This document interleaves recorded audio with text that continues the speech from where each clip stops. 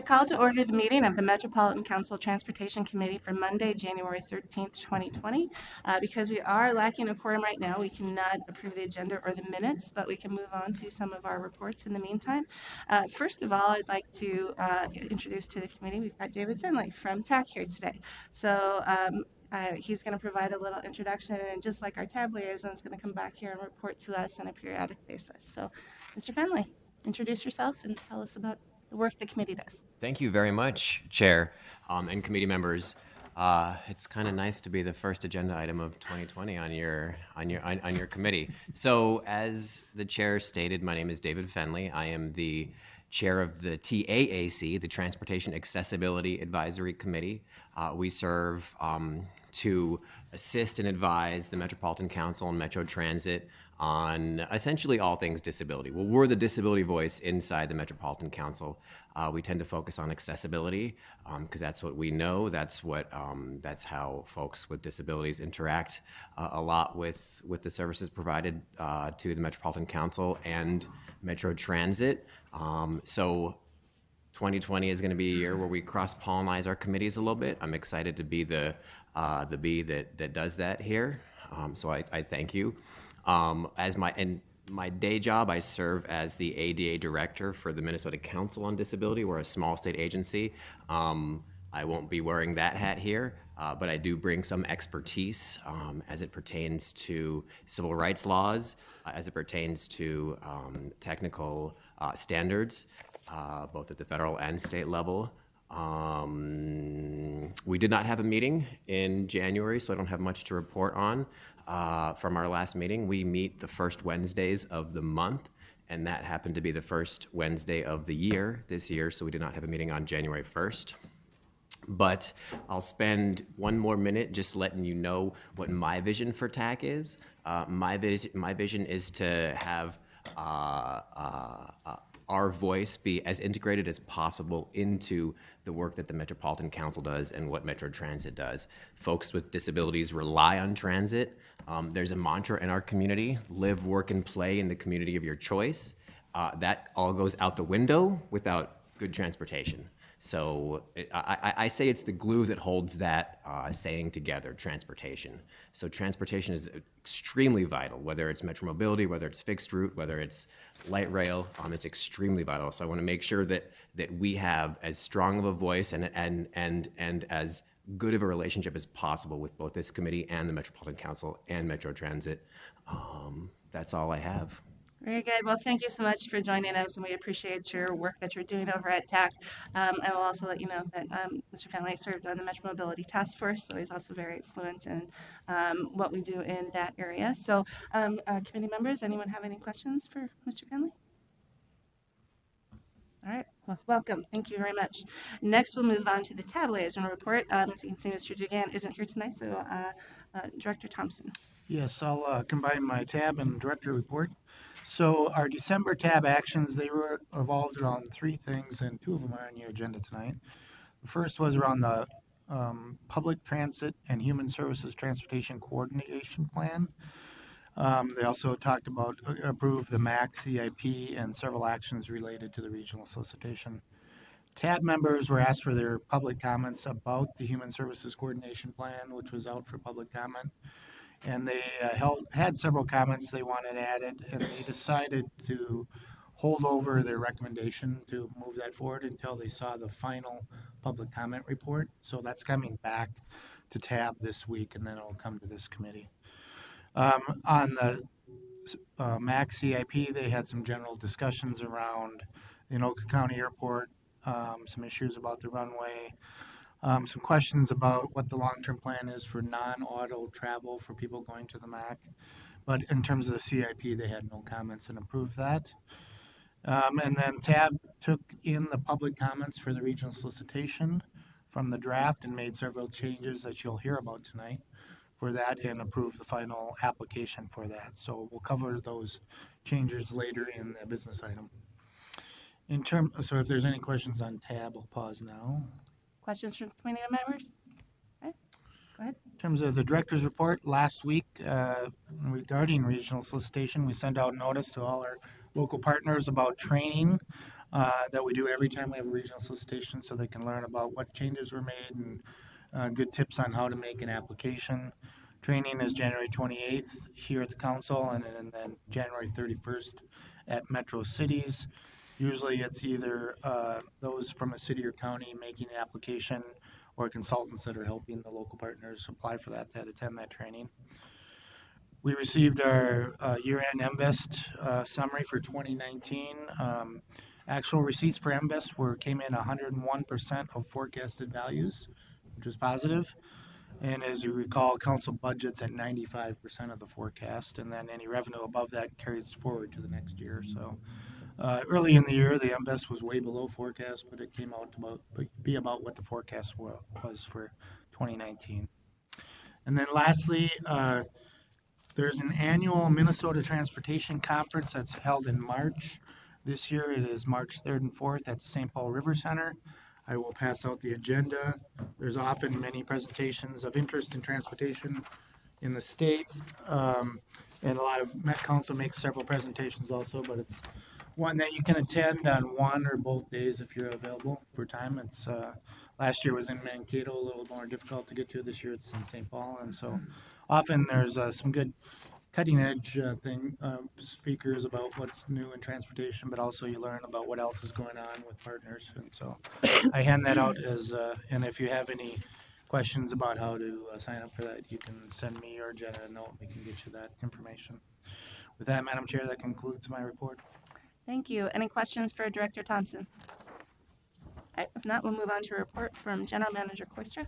Thank you, Madam Chair and committee members. The first time I want to mention is the one-day hiring event that we had on Saturday. It was a huge success. I'm going to yield some of my time here to Brian Funk, who has just a couple of slides on it. But let me say, it was supposed to start at 8:30. There were so many people waiting. We started closer to 8.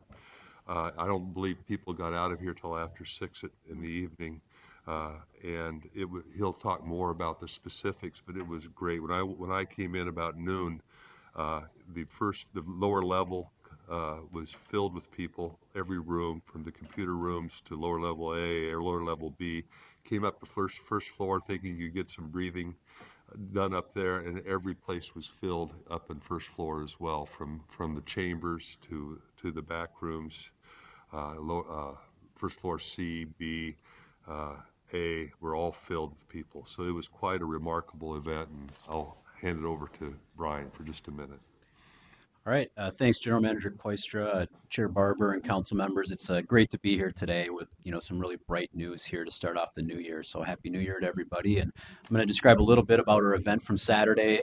We call it a one-day bus operator hiring event because really we're taking what had been a weeks or months-long process for applying, taking a test, interviewing, drug screen, physical, all of that, boiling it down to several hours in many cases. And so we knew that the prolonged timeline was a barrier for some or a deterrent. And so we worked really hard over the last year, especially the human resources and bus transportation team, to get it right. And we think we did this weekend. So I'll share some of the highlights.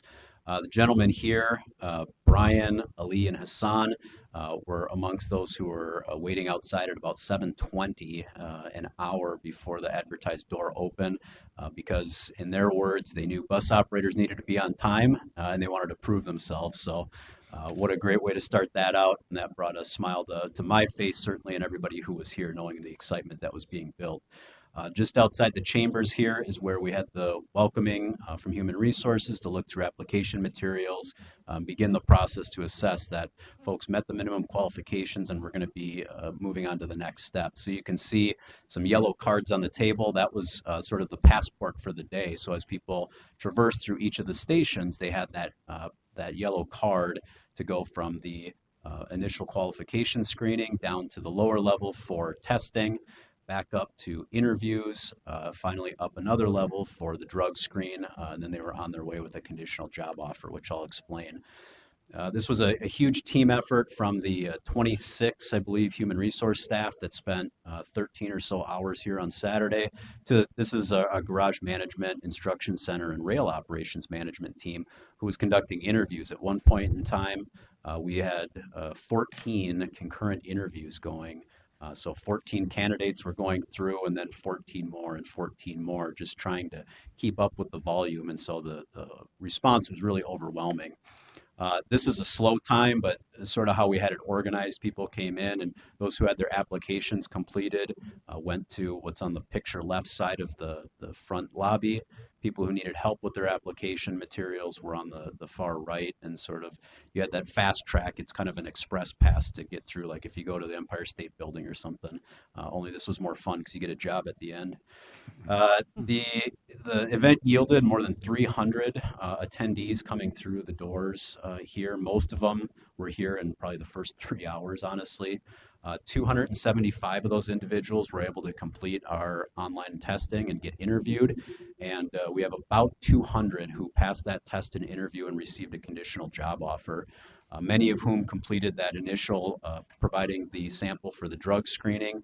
Those who did not, because of the high volume, were referred to complete that process today, tomorrow, Wednesday, this week. For now, what we're doing, we have 100 slots for physical exams that were made available today and tomorrow. And then we've made more available throughout the week to be able to keep this pace going and this fast tracking.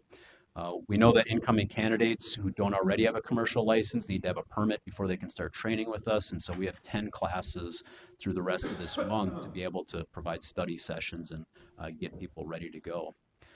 As you know, or as you've read, as we've been talking about, we have about 100 vacancies that we need to fill immediately. Certainly a class of 100 is going to be a lot for our system to take. And so we've developed a plan to be able to fast track folks in as they're able to start, but have it still be something that we can maintain and give people that good quality professional training. So weekly classes are going to be starting soon. And our planning team is going to get together at the end of the week to hear from each other, what did we see, what did we observe, what are some things we can do even better next time around. And so we're already talking about another event, similar nature in the second quarter. So we know that despite this high level of interest, we're going to have a need. We want to continue to invest in the system and make sure that we're reliable for our customers. So before I close and yield back my time, kudos to our staff. Joyce Masar, Kim Trombley, and Todd Rowley in Human Resources did a fantastic job.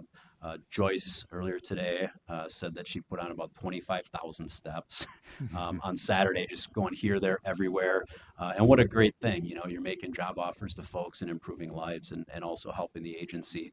Jessica Cross is from our marketing department who promoted the heck out of it, along with our public information staff to get people in the media, get the newspaper to pick up on it, and really spread the word. And finally, Steve McLaren and Donathan Brown are two people in our bus transportation management that are charged with, the staffing of the garages and the staffing of the training center. And so they have a deep interest and did a fantastic job to pull this together. So with that, answer any questions. Thanks. Questions? Councilmember Cummings. Thank you, Madam Chair. I have a couple. I know that it was heavily promoted and I saw it many places. Did you canvass the applicants to see what drew them specifically in? Yep. So, Madam Chair and Council Member, so what we did is we were able to record what we could on their application materials and then had anecdotal sort of conversations that we were all sort of keeping track of. A lot of it was actually word of mouth. In fact, we had an employee named Tensei who works in our revenue operations department. He heard about it, knew about it, got like 8 people that he knows in his personal network, brought them all in and was helping shepherd them through the process. And so it's one of those things that it takes a lot of different ways. We know there's not, one sort of magic trick, but it was a little bit of everything what people were hearing. Councilmember Cummings. Thank you, Madam Chair.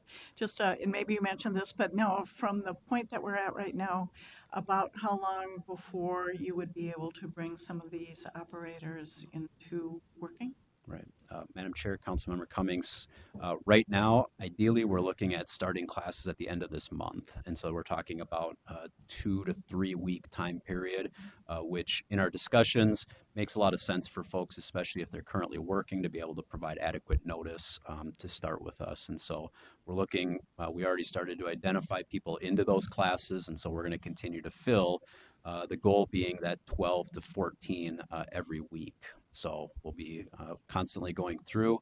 It's about a 5-week training period from the time people start with us until they're ready to operate and carry customers on their own. So there's a short lag, but we've significantly narrowed that timeline. So we'll be able to see the results on the street.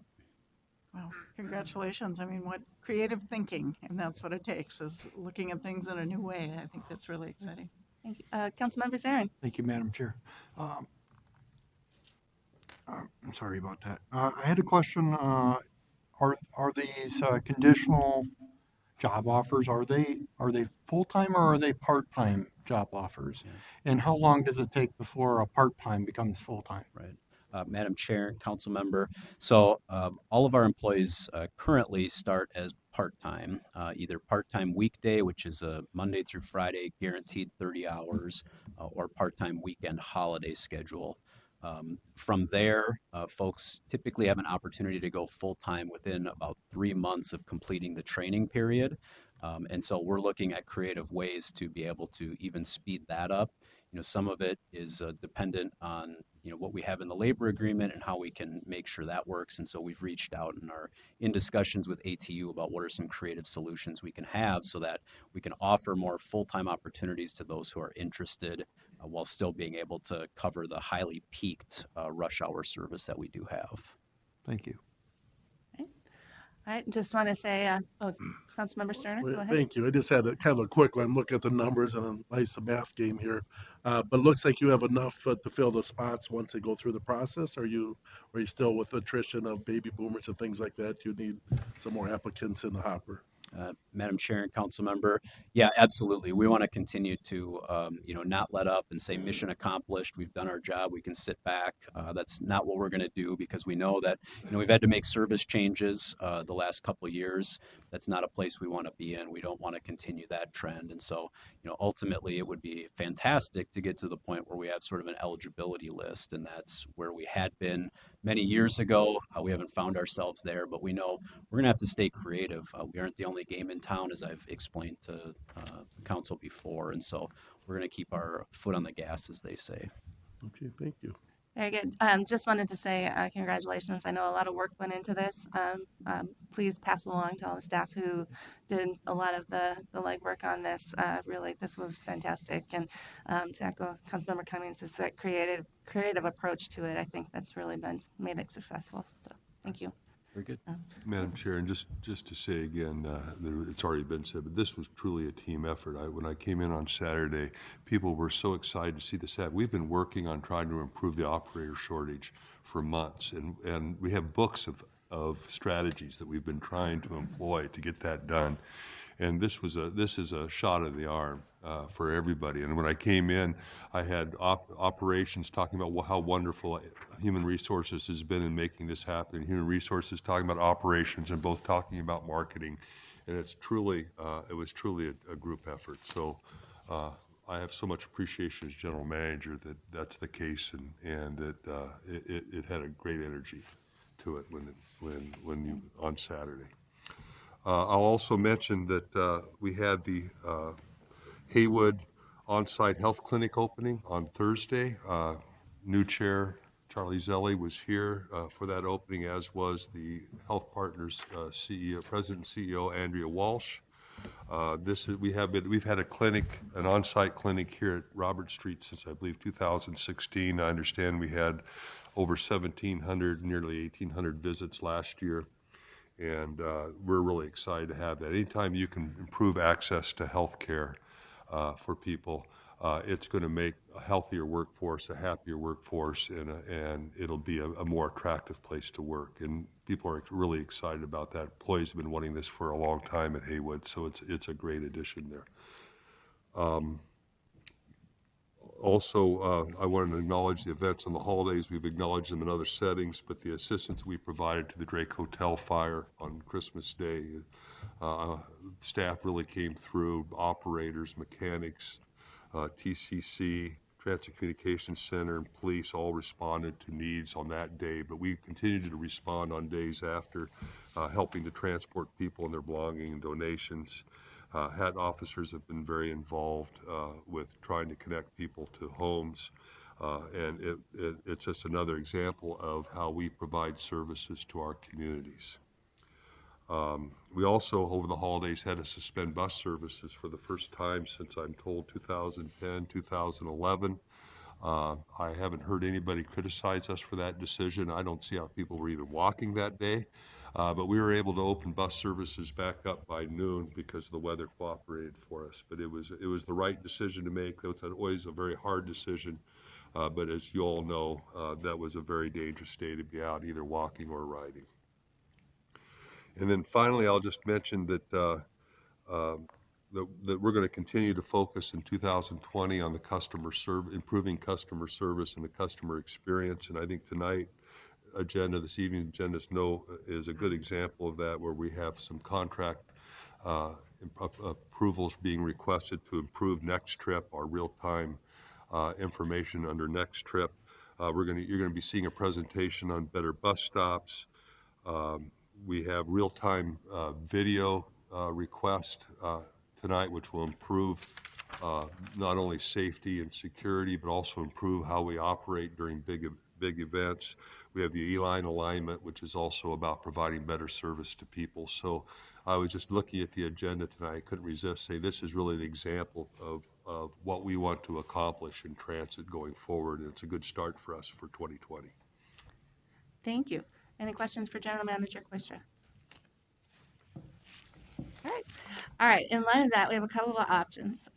We can either go through the agenda items and move them to the council without voting on them, or we can move to the information item as we wait to see if one more person arrives.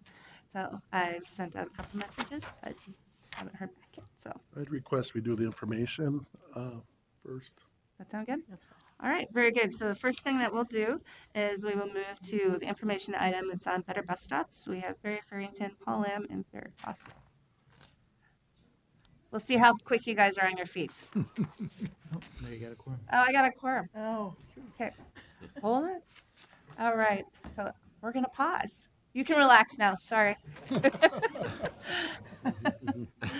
All right, now we're gonna go back to normal business. All right, so our first item of business tonight is approval of the agenda. Did anyone have any changes or additions to the agenda?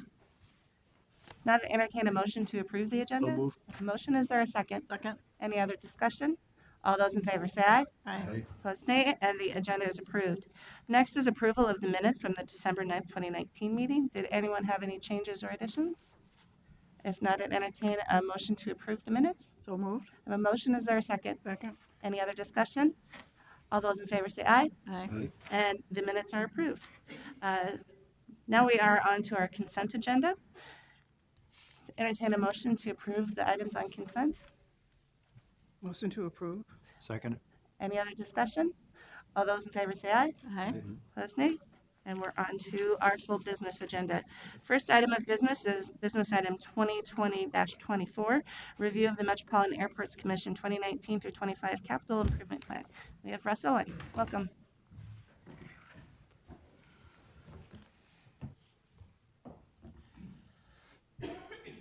Thanks, Madam Chair. Good afternoon. Excuse me. Good afternoon, Chair Barber and committee members. I'm Russ Owen, planner with MTS. I'll be going over the review of the MAC 2020-2026 Capital Improvement Program. This is an annual review process, and the MAC CIP has been previously reviewed by the Technical Advisory Committee and the Transportation Advisory Board. The Met Council and the MAC both have roles in the regional aviation system. State Statute 473 describes the MAC roles as follows: to promote aviation and competitive air service. They own and operate 7 public airports in the metro area. They also prepare long-term comprehensive plans, and they also annually prepare a CIP to implement the planned improvements. The Met Council has some aviation planning roles as well. This is also in Minnesota Statute 473.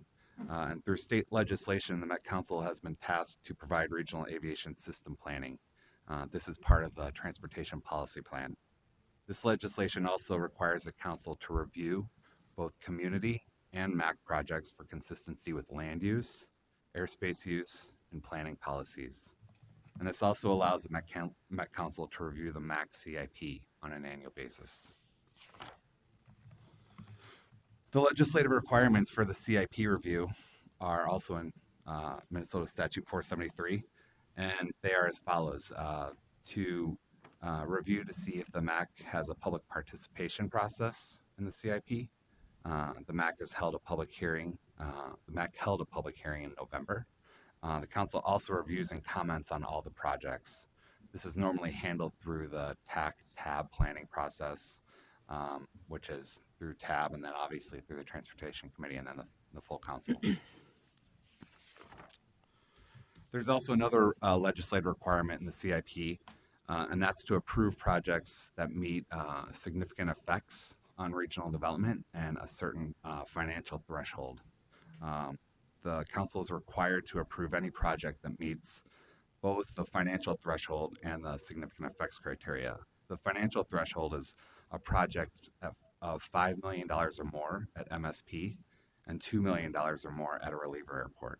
So the project needs to meet those financial thresholds as well as the significant effects criteria, which is the location of a new airport, a new runway at an existing airport, a runway extension at an existing airport, runway strengthening other than routine maintenance, new or expanded passenger handling or parking facilities of 25% or greater increase, and land acquisition acquired with land acquisition associated with these other criteria that would cause a relocation of residents or business activities. So the 2020 findings for the MAC CIP, the MAC has followed a formal public participation process for many years. This process includes public hearings, which they held in November, public information workshops, and sending out notices to affected communities. An affected community is any community that shares a border with a MAC-owned airport. Excuse me. If a community believes they are affected by an airport but do not share a border, they can submit a request to MAC to be included on the mailers and information for these affected communities. MAC also prepares an AOEE, an assessment of environmental effects.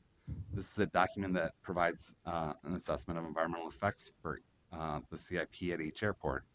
The MAC is required under state statute to examine the cumulative environmental effects at each airport of the projects at that airport considered collectively, and this has been completed. The CIP funding mostly consists of passenger facility charges, federal and state grants, MAC funds, and bonds. And the CIP is consistent with the TPP under the Transportation System Stewardship and Strategy A2, which basically says airport sponsors should operate within a long-term financial plan that stresses maximizing non-regional funding sources to avoid or minimize financial impacts on the taxpayers. It's also consistent with safety and security and Strategy B7. The regional aviation system is essential to the regional economy and should be developed, operated, and maintained as such to appropriate standards. And it's also competitive economy D6 to ensure MSP as a major and international hub airport. The council, the MAC, MnDOT, and other agencies will work together to maintain a strong regional airport system.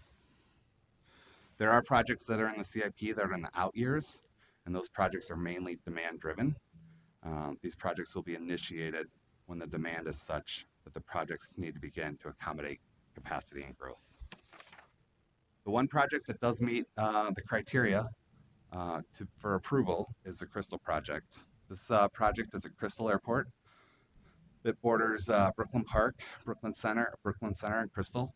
The MAC plans to move forward with this project. The MAC plans to move forward with is decommissioning of the runway. You can see it, it's sort of the red, and it's 14 right, 32 left, and reconstruct that as a taxiway. There will also be small extensions, runway extensions that's associated with this project. This is a preferred alternative that was selected in the 2017 long-term comp plan. This project is planned to be done this year, and it meets both the significant effects criteria, so it's over the $2 million threshold, and since it's a runway extension, it meets the significant effects criteria and the financial threshold. The Crystal project meets Thrive MSP 2040 with prosperity. One of Thrive's outcomes is prosperity. Advancing this outcome is to plan and invest in infrastructure, amenities, and quality of life needed for economic competitiveness. This project is consistent with the TPP, and the planned project that Crystal Airport will retain. The Crystal Airport will retain its system role as a minor GA facility, general aviation facility, which also conforms to the system and is consistent with council policy. And with that, I can stand for any questions. We have Vice President Bridget Reef, Vice President of Planning and Development here, if you have any questions for her as well with the MAC. All right. Any questions for the presenter? All right. If not, then I'd entertain a motion to approve business item 2020-24. So moved. Motion, is there a second? Second? Any other discussion? All those in favor say aye. Aye. Aye. And motion carries. Thank you. Russ. All right, next we're on to business item 2020-25, release of the 2020 regional solicitation for transportation projects. We have Steve Peterson. Welcome. Thank you, Madam Chair. So we get the PowerPoint up here. Today we're asking for concurrence on the regional solicitation application package and release that was approved by TAB at its last meeting. Again, just as a reminder, these are the application categories. Many of these recommendations for changes came from a policy work group that met 7 times, I guess, over the course of the summer. Councilmember Cummings and Chair Barber were part of that committee, so a lot of strong council influence on many of those recommendations that we'll be discussing here this evening. We did just finalize a public comment period and received quite a few public comments on, this is on the application itself, that went out, and many of the inputs that we did receive resulted in changes that the TAB approved and is sending to you. So we did get good comments, good discussion on those, and did make some changes as a result. A few of the key changes to the application packet that we'd like to go through with you tonight. Number 1 is completion of an ADA transition plan. That's for all agencies, including the council, to apply for those funds starting here in February.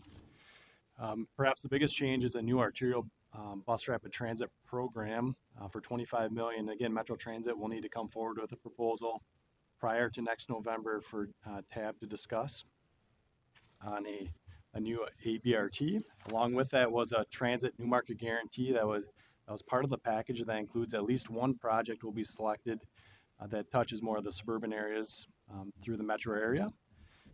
A few of the other changes, there's a new spot mobility and safety. Those are more intersection safety projects. More weight being given to pedestrian safety as part of the roadway projects. 2.5%, which is about $4 to $5 million, being set aside for unique projects. We did have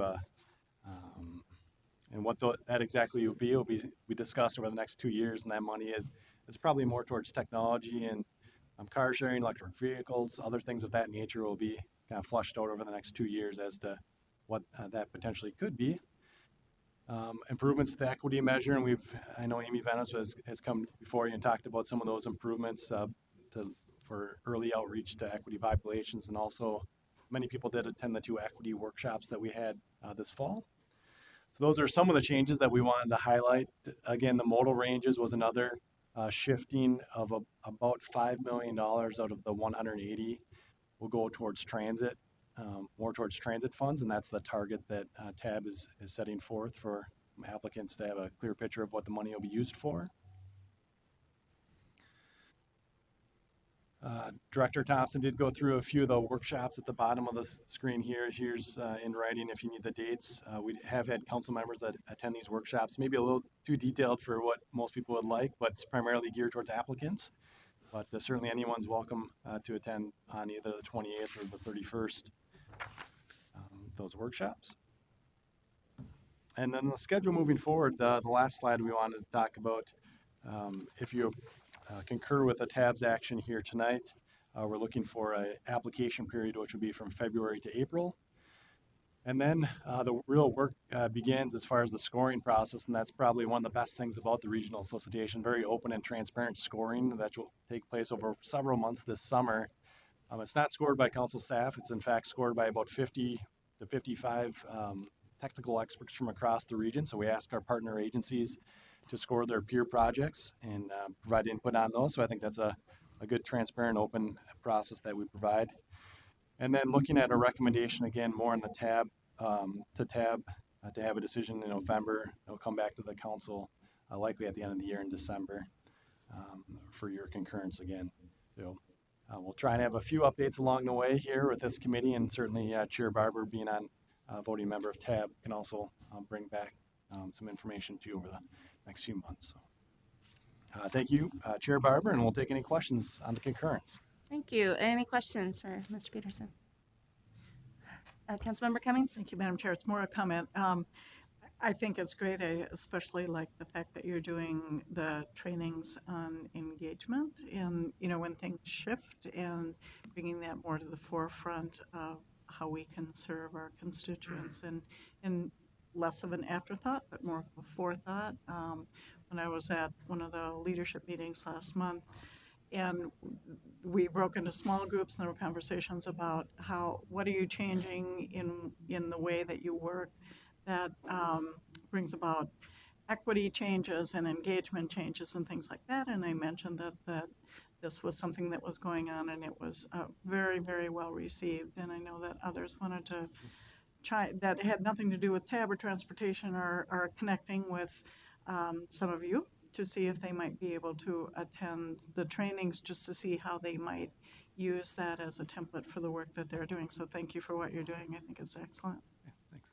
All right. Any additional questions? I just have a comment before we move on it. I just want to say that both through the work at the work group and at TAB, this was really an exercise, I think, in collaboration and compromise. And we came up with something that was both bold and reasonable at the same time. So I was just impressed with the actions of all the representatives on TAB, but also really want to thank all of our staff, because we got information quickly. Sometimes things were moving very fast, and it was much appreciated by all members of TAB and the work group, because you guys did a very, very good job. So with that, I would entertain a motion to approve business item 2020-25. So moved. A motion, second. Any other discussion? All those in favor say aye. Aye. Opposed, nay. Motion carries. Thank you. Next, we're on to business item number 2020-5, which is the 2020 Title VI Plan updates. We have Guthrie and Cindy Harper. Welcome.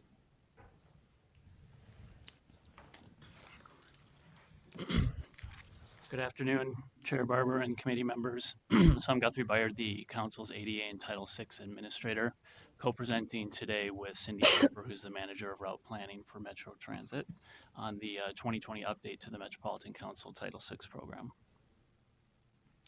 The objectives for this presentation, essentially we're seeking to inform the committee of what the Title VI means, what the Title VI program is, what an update refers to, and what is found in that program update, as well as what the requirements are for fixed route transit. And then in addition to that, seeking a request for the program update, a request for approval, rather. So what is the Title VI? Title VI refers to the 1964 Civil Rights Act. It bars discrimination based on race, color, and national origin, and it prohibits discrimination by recipients of federal funding. So these protections in the early 90s were extended to include those experiencing poverty, and it applies to the Metropolitan Council. It applies to the Metropolitan Council, including MTS, as well as our sub-recipients, so MBTA, Southwest Transit. So the Title VI program update, it's a reporting tool that summarizes existing council policies and operational practices. And it compiles our Title VI work over the last 3 years. So this is a program that's updated triennially, and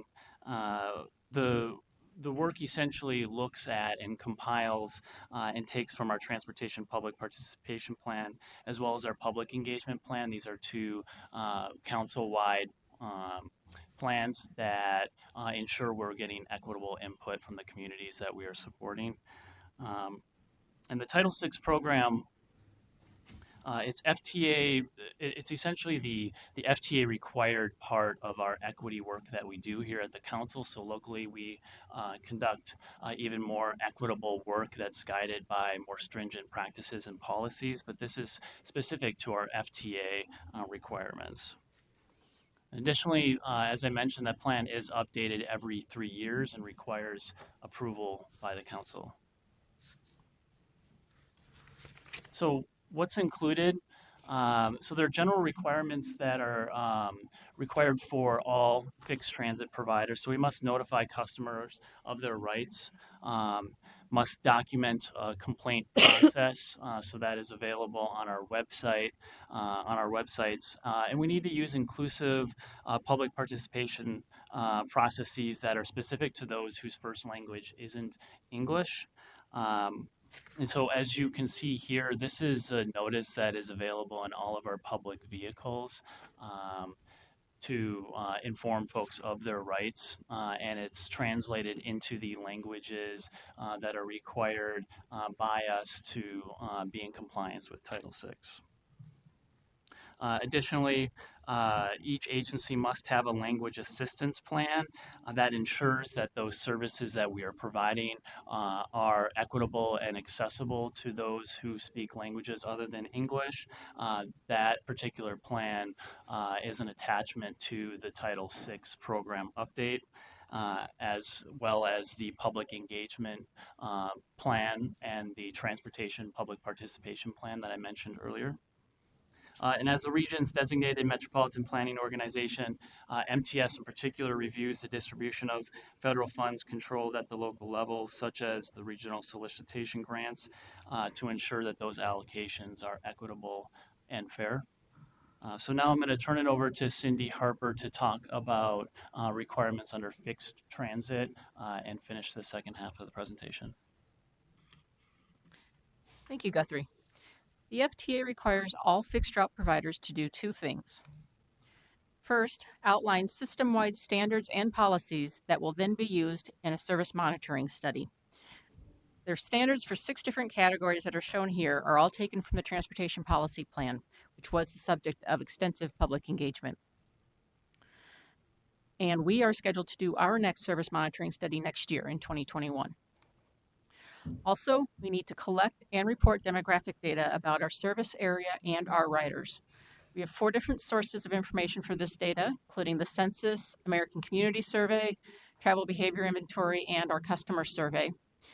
And the average for our entire Metro Transit service area is 30.5% minority and 11.8% low income. This means that specific areas that are higher than either one of those percentages are considered for Title VI purposes to be predominantly low income or predominantly minority when we do various analysis work. This data is the basis for evaluating the impacts of service and fare changes. In addition, providers that have more than 50 vehicles in peak service have to do an equity analysis for all proposed fare changes, major service changes, and new support facilities in order to determine if there is potential for disparate impact or disproportionate burden. So this is a really big sentence. I'll kind of break it down for you. First, the policy says that we need to do an analysis for all major service changes. So how do we define what's considered a major service change? Council has a policy that was adopted back in 2013 that says for any existing route or routes, 1 or more service changes that result in at least a 25% either increase or decrease in the daily and service hours within a 1-year period, or restructuring of a transit service throughout a sub-area or a sector as defined by Metro Transit, and finally, the elimination of a transit route without alternative fixed route service available. And as I mentioned, this policy was approved by the council back in 2013 and involved public outreach at that time. So now that we know what is considered a major service change, how do we know if there is potential for disparate impact or disproportionate burden?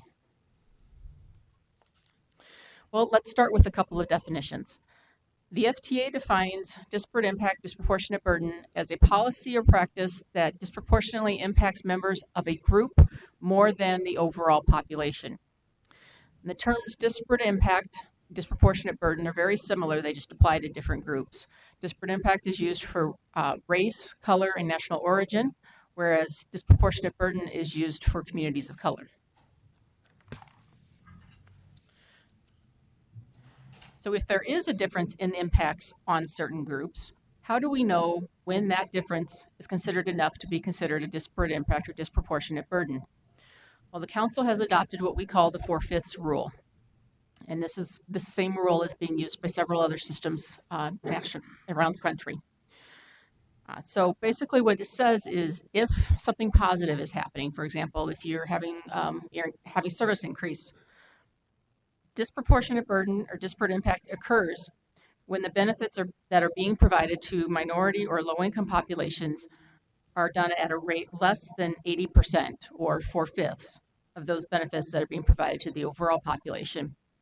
And on the flip side, if you're doing something negative, such as a service reduction, if the adverse effects are being borne by overall populations at a rate less than 80% or 4/5 of those impacts that are being borne by low-income or minority populations, then that's also an issue. So I know this can be a little bit confusing, so let's walk through an example.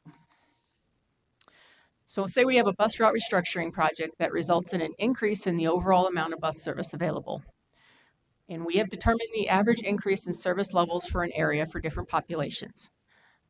So the question here is there considered a disparate impact or disproportionate burden in where the service improvements are being made? So let's look at income levels first. As you can see on the example, both low-income and non-low-income populations are seeing an increase in service, 6.8% as compared to 7.1%. The increase for the overall population slightly higher than for low-income populations. So is that enough to be considered a disparate impact?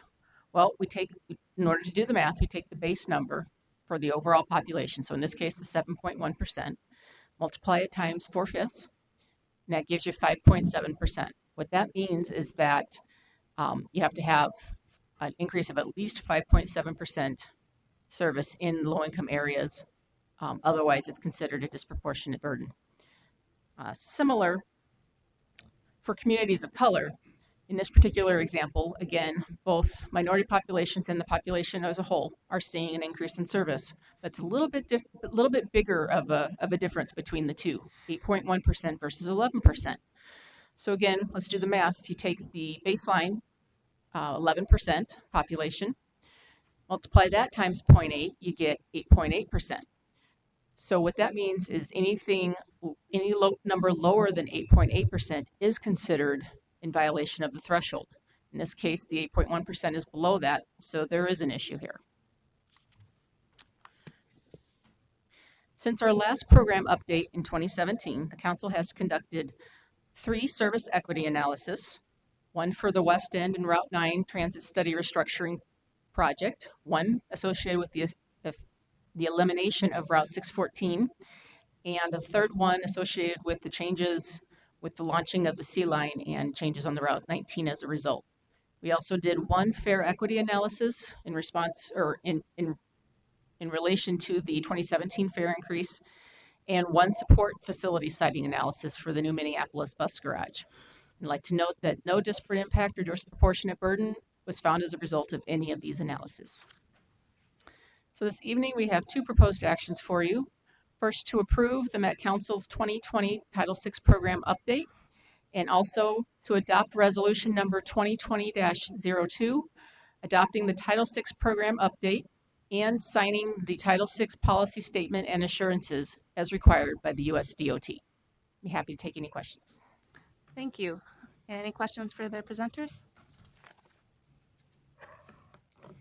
All right, if not, I'd entertain a motion to approve business item 2020-5. Motion to approve. Motion, is there a second? Second. Second, any other discussion? All those in favor say aye. Aye. Opposed, nay. Motion carries. Thank you very much. All right, next we have two business items that we're going to have a presentation on. It's business item 2020-12 and 2020-9. They are both related to to our real-time customer information improvements. Welcome, Mr. Howard. Yeah, good afternoon, Madam Chair and members of the Transportation Committee. I'm Bruce Howard, Director of Marketing and Transit Information at Metro Transit. As the Chair said, we have the next two business items that are related to our real-time customer information.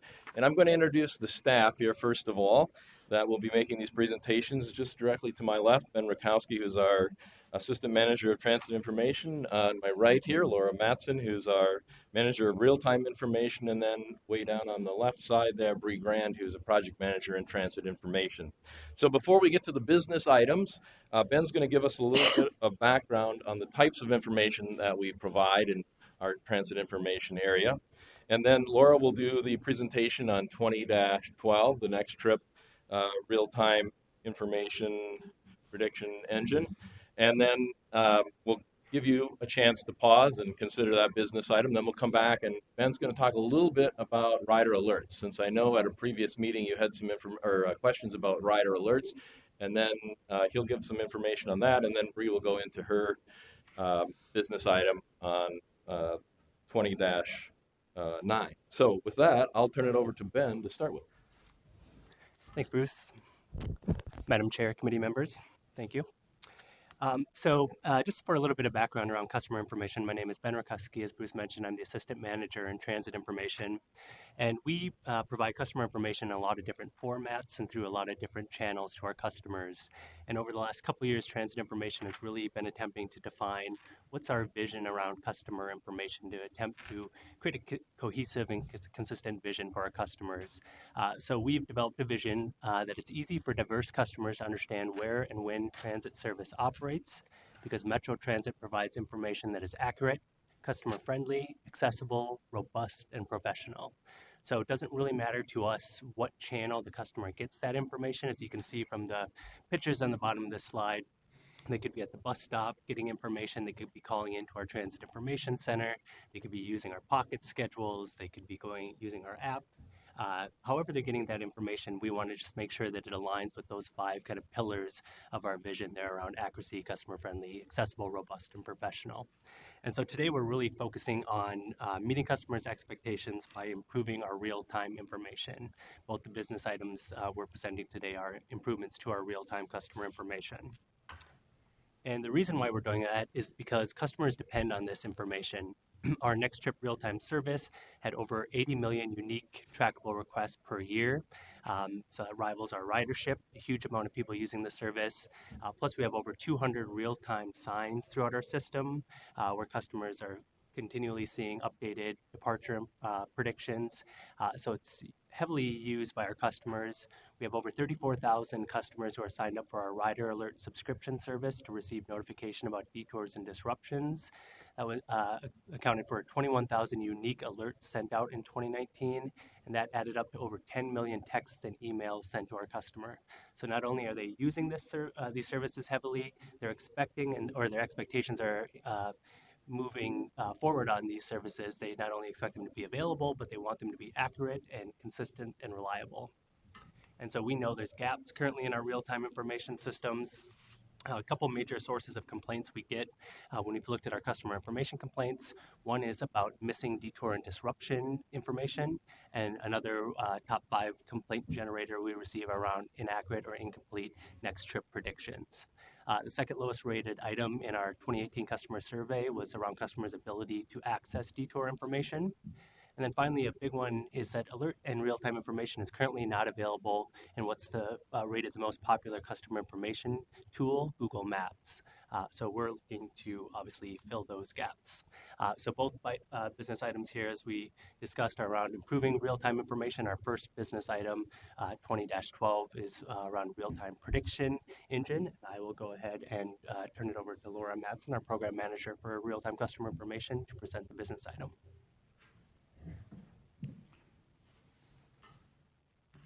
Thank you. Um, so Metro Transit in 2008 started providing real-time information to customers, and when we started doing that, it was really on the leading edge. We were leveraging operations data and really setting a new standard for providing information. In the years that have passed, customer expectations have changed and available technology has also changed. And as Ben mentioned, it's emerged as a significant opportunity to improve the customer experience and provide better information. We started measuring prediction accuracy a few years ago, and it hovers somewhere between 65 to 75% acceptable. And what is most unfortunate is that it deteriorates when there are delays, which is exactly when customers need that information the most. The other opportunity is that the information is not in the industry standard format, so it's not available in Google. And so the project I'm talking about is about providing better data, more accurate predictions, regardless of the tool that a customer is using to get that information, whether they're using the website or the app, looking at a real-time sign, using an external or third-party app, calling the automated phone system or calling and speaking to someone or texting to get the information. It's about improving the reliability and accuracy of those predictions. So we approached this procurement in two phases.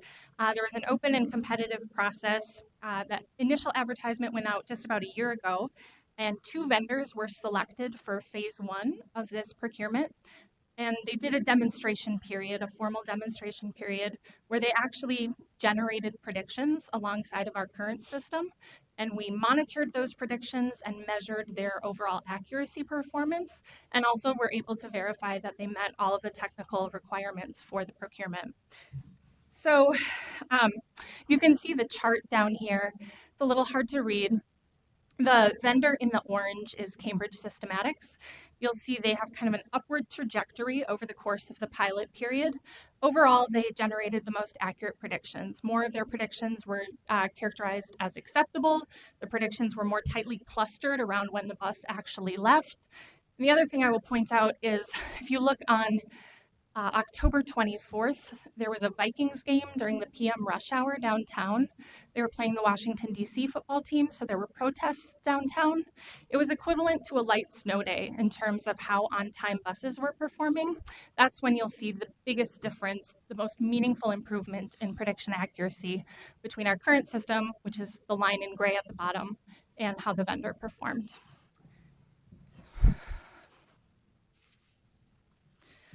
So what this software delivers, the big thing is improved prediction accuracy, but it's also a more robust system. It eliminates and mitigates some of the conditions that lead to bad predictions currently. There's maintenance and support for this critical customer information tool included in the contract, which given sort of limited IS resources is something we struggle with currently. The output is in the industry standard Google Ready format, so it will be available in our most popular customer tool. And it's really foundational to a roadmap for ongoing improvements to real-time predictions for customers. So with that, I will pause for any questions and allow you to consider this business item. Good. Any questions for the presenter? Councilmember Sterner? All right, thank you. Just had a couple of questions regarding the real time. So it's a holiday schedule already integrated with it, like, or if we have like a ICE, is everything done? Because I had some kind of concerns where the holiday schedule wasn't built in, like if the Thanksgiving's running, it's different, that type of thing. Yeah, that's a great question. Oh, Chair. Committee members, that's a great question. Yes, the schedule is updated thanks to our friends in service development. They publish a schedule weekly that does integrate things like the reduced service days or holiday schedules, and that's what the real-time information really responds to that schedule information. Councilmember Sterner? Okay, and then the other one, you mentioned the Google Maps, but are you also integrating with the other map services, some of the competitors, or are those already integrated and Google Maps is the exception right now? Madam Chair, committee members, that's a great question. Google is the sort of giant in this space, but the benefit of having a industry standard data format is that all of the other apps are using the same data format, including some of our internal tools. So it's not just, oh, we got to get this information to Google. We know that's a popular tool for customers, but it's also Apple Maps and Transit app and our own trip planner, things like that. Okay, thank you. Okay. Councilmember Chambliss. Thank you, Madam Chair. Yes, I'm just really excited to see that we found some vendors who can be this accurate. This is a huge service improvement, and I'm very excited that, we were able to, do the assessment, measure it, analyze it, and now we have this big difference from that gray line to I think it was the yellow line. So I'm just really excited that we're able to do that, and I hope that we let our customers know as well that service is improving. Madam Chair, committee members, thank you. I agree. As the person who responds to customer complaints about this, I couldn't agree with you more that this is a really exciting improvement.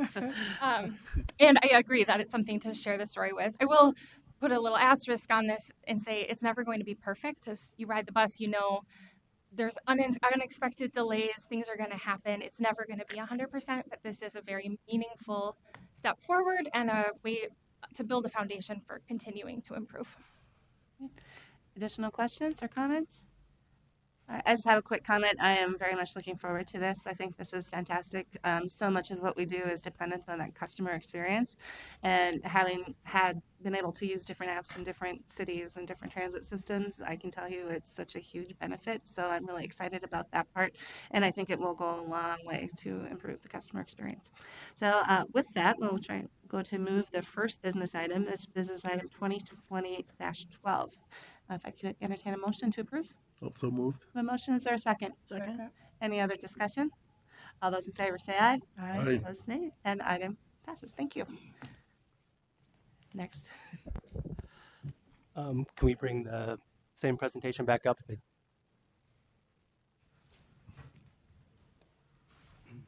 Look at it. He's got it.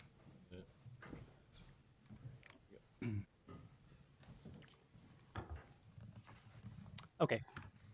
Thank you, Madam Chair, committee members. Our second business item is 2020-9 for Alerts Manager and Real-Time Concentrator. And as Bruce had mentioned previously, there had been a request to understand more about how we communicate to our riders around trip cuts and detours and disruptions. So I just want to provide a little bit of background about our Rider Alerts program. Our subscription-based Rider Alerts program is a service where you can sign up by text or email to receive notification at a route level. So you can choose which routes you normally use, sign up for those routes, and we'll push you out notifications when there's a detour, a disruption, or a trip cut to your route. So many of you might be already signed up for those and you understand how that works. That started really back in 2014. We had responded to a lot of customer feedback about really the lack of proactive information that we send out to our customers. We heard, Metro Transit knows about these detours, yet I don't find out until I'm out going to my bus stop and find out that it's closed and now I got to walk 4 blocks. So we leveraged the existing email and text contract that we had through the council through GovDelivery and really developed an internally developed solution focusing on getting information out around planned detours and planned disruptions. And really, our initial focus was really making sure that we could cover where we had the height of ridership during our kind of standard business days. We understood, obviously, that detours and disruptions happen on weekends as well. So, but we wanted to make sure that we could at least cover one of the gaps that we were hearing a lot from customers about. So as the program expanded and more riders signed up, we kept hearing from customers about those gaps, which we talked about, wanting to hear more about the unplanned disruptions, which are really obviously huge impacts to customers. And then as we move forward into 2017, we started experiencing the kind of ramifications of trip cuts or our operator shortage. More and more trip cuts, and customers wanted to be alerted to these, obviously, so that they could make other plans and not be stuck wondering where the bus is. So in 2017, we added additional staff, communication specialist staff in our transit control center, which was great to have these people right tied within our operations, because as soon as those trips are cut, they're hearing about it and they're able to push out those notifications to customers. And then as we move forward, we were able to cover expanded hours, but needed to expand those hours even further. We added additional staffs here in 2019 to really focus on getting that information out specifically around those unplanned and trip cut information, rider alerts that we're sending out. So while we're able to expand hours now, until 5 a.m. to 1 a.m. on the weekdays, and 7 a.m. till 1 a.m. on the weekends, which is great. We still have gaps that we've identified through our Improving Detour Communication program, and so we've started even before this to really look at kind of additional service or systems and applications and tools that we might be able to bring on board in order to fill some of those gaps. So as Ben mentioned, we've made great strides in improving coverage and expanding coverage through adding staff for our rider alerts, but we do have some current existing gaps within our software systems that those staff members use to put out alerts for customers. A few of the major gaps that we've identified include that our manual processes to update alerts occur through multiple channels. So for example, the process of sending out an alert to customers through the website, through text and email is different than sending a message to a real-time electronic sign, which is different than sending a message to Twitter, etc. So it's not a very centralized process at the moment. Additionally, alerts are currently not reflected in our next trip data. As you can see below, there are a few screenshots there. Those are actually from the December 28th ice storm that we experienced, where we had major system disruptions throughout the day. The first example down there, you can see we put out a tweet letting customers know that there was going to be a temporary disruption to our service because of the dangerous road conditions. It's a little hard to see at the bottom, but one of our customers tweeted back asking about the next trip data and asking if we could update that because it was still showing that the next bus was scheduled to come in 10 minutes. So that is a gap that we've identified there. Additionally, alerts, as mentioned previously, are not reflected in Google and other third-party apps. Similarly, our own trip planning tools do not reflect our real-time trip cancellations and other disruptions. Another example at the bottom right of the slide there, from that same day, there was a rider alert sent out via email about a trip cut from Route 6, and then you can see below, if you went on the trip planner, that trip still showed up as operating with no alert tied to it. Additionally, alerts are currently sent at the route level. We have subscriptions by route. Some of our routes are quite long, and not all of our customers who sign up for route alerts necessarily ride that entire route. So again, for example, that day on the 28th, if you were signed up for any of those routes, particularly more than one, you were receiving multiple texts throughout the day. Even if they weren't necessarily relevant to you, it might have been an area that you didn't normally ride or a time of the week that you didn't normally ride, but you were still receiving a lot of those different alerts. And at some point, the concern is that it becomes a bit of white noise.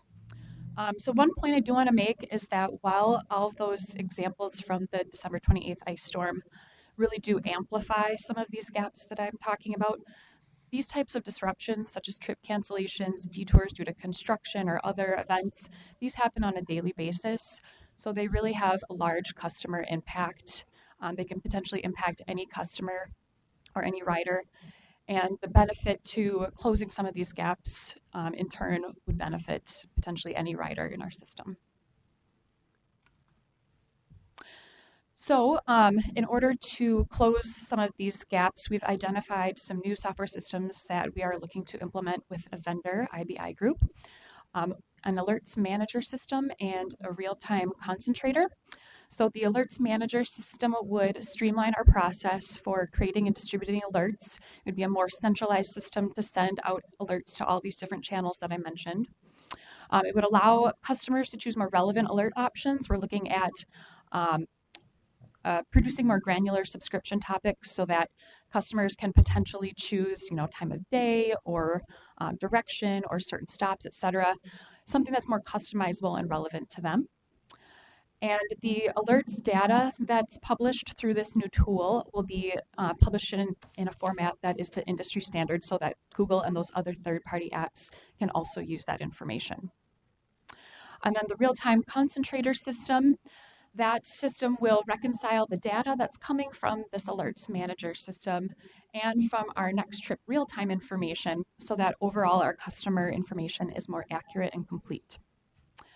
So we are asking to authorize the regional administrator to negotiate and execute a contract with IBI Group for an amount not to exceed $800,000 over the course of 3 years. So with that, I will take any questions, both of us will, and allow you to consider this business item. Thank you. Thank you. Any questions for the presenter? I have one question, and so like the example you gave was for the ice storm, where at the BRT stations it was saying next bus would come in 10 days or 10 minutes. Is there a way to put out a message that service is suspended because you couldn't post when the next bus was because we didn't know when the next bus was? Just curious. Thank you, Madam Chair. Yes, there is currently ways to send out messages to our real-time signs. As I mentioned, it's a separate process, so it's not always as consistent as some of the information going out through other channels. So that's something that a gap that we're trying to close with this new system. Okay, great. Thank you very much. All right, any other questions? If not, I'd entertain a motion to approve business item 2019 or 2020-9. Not used to saying 2020 yet. So, anyone want to make a motion to approve? So moved. Motion, is there a second? Second. Any other discussion? All those in favor say aye. Aye. Opposed, nay. Motion carries. Thank you all. Thank you. Next, we are on to business item 2019-14, which is the Metro E-Line recommended alignment. We have Kyle O'Donnell Burrows. Welcome. Good evening, Madam Chair and committee members. My name is Kyle O'Donnell Burrows. I am a senior planner with the BRT Projects Office at Metro Transit, and I'm here to present business item 2020-14, which, as is stated, is the recommended Metro E-Line alignment. So you recall that the recommended E-Line alignment and the supporting rationale for that alignment was presented to this committee on September 23rd, but I do want to briefly recap that this recommended alignment is based on the E-Line corridor study process, which has been going over the past year and began with 7 alternatives on the south end of the E-Line and 2 alternatives on the north end. And over the course of that study, through the analysis and public engagement that had been done over the past year, has been narrowed down to the recommendation shown here. And so that is the northern terminal of the E-Line to serve 4th Street and University Avenue. There's still some final work to be done about whether the terminal on the north end will be at the Westgate Station or the Prospect Park Stadium Village Station on the Green Line. That work will be done in 2020 as part of the future corridor plan development. The southern terminal of the E-Line is recommended to end at the Southdale Transit Center, and then the alignment between those 2 points is to take 44th Street to France Avenue is sort of the key decision there. The E-Line will run 10 minutes all day for most of the day, and the Route 6, which is the current local route that the E-Line is upgrading, will still run every 20 minutes throughout the day along Xerxes Avenue, which is the other branch of the Route 6 that operates currently today. So the main question that was facing us at that stage of the corridor study and analysis was essentially whether the E-Line should run via France Avenue or Xerxes Avenue, which are the 2 main branches of the Route 6, as I stated, to serve Southdale Transit Center. And looking at some of the kind of major quantitative metrics, we really saw little difference between France Avenue and Xerxes Avenue on the items here shown below. So looking at impact to existing Route 6 riders, population and jobs served are comparable, as well as benefit to populations of concern in terms of race and income. Really the key differentiator between Xerxes Avenue and France Avenue on this portion was along France Avenue, you have the location of major regional commercial nodes at both 44th Street and 50th Street in France. And then obviously the Fairview Southdale Regional Hospital campus. And so looking at that was sort of the rationale for the recommendation to serve France Avenue. And those are both important both for accessing the services and retail opportunities provided there, but critically providing access to those jobs in that area. That's important, an important goal for this project as well. As I stated, the alignments considered had comparable resource requirements both in terms of capital and operating, and aligned with the public feedback that we received over the course of this project. Since we shared this recommendation in September with the Transportation Committee, we've gone out and did sort of an official public engagement, official public comment period throughout the month of November, where we had 2 open houses, had an online survey with an interactive map showing the recommended alignment along France Avenue and what the Route 6 would look like, as well as some door knocking along businesses that would be affected, and meeting riders at bus stops that would be affected to talk to them about the recommendation as well. Meeting with neighborhood organizations along the corridor, and really doing a pretty significant communications effort to make sure that folks were aware that this was happening, and to get everybody involved. And so there was a corridor mailing out to all residents and businesses within a quarter mile of the corridor, and it went out via most of our electronic communications and newsletters, including our Riders Club and then the E-Line newsletter and our General Metro Transit Connect newsletter. So the results of that public comment period were pretty strongly supporting the proposed E-Line alignment along France Avenue. 92% of the total comments we received were either supportive of that recommended alignment or neutral, so they didn't really express a preference. We also received a resolution of support from the City of Edina. And I did also want to highlight some of the key themes that came out of that public feedback that we received. So there was really strong support for connecting to the major destinations along France Avenue, and people really resonated with that as a rationale for supporting this alignment. We received lots of support for extending to the Westgate Station, which is sort of that option that still will be determined in 2020 as part of the corridor plan I mentioned earlier. And so that will obviously factor into our analysis in 2020 going forward. Not exactly related to the alignment itself, but we also received a lot of support for pursuing bus-only lanes and other transit advantages. So you may recall that on the Route 6 right now in Hennepin Avenue between, in kind of the core part of Hennepin Avenue, there are some bus-only lanes in operation right now, and I think that people are really resonating with that. And also some interest in additional stations at select sites and some potential concern about the potential lack of service along Wooddale Avenue and 39th. So right now the Route 6 does serve some areas that the Concept Route 6 wouldn't serve when the E-Line became operational in 2024, and that affects today about 75 daily rides, which is a small percentage of the overall ridership of the Route 6, but certainly important to be keeping in mind. And the reason for that is because of the low ridership there. Our key next steps are to update the transportation policy plan to reflect the final E-Line alignment. And then with respect to the E-Line project development in 2020 will be a big year developing the E-Line corridor plan.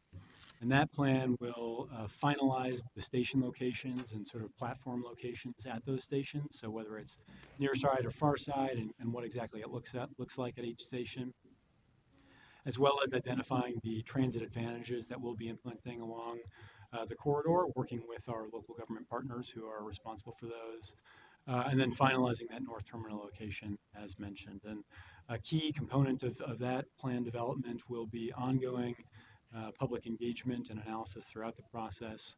And that plan will also be presented to the Metropolitan Council for consideration and approval upon its completion.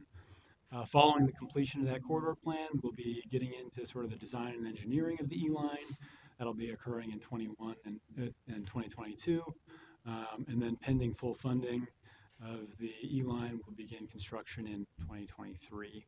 And that'll be paired also with some more detailed service planning, that could include thinking more about connecting bus service planning as well.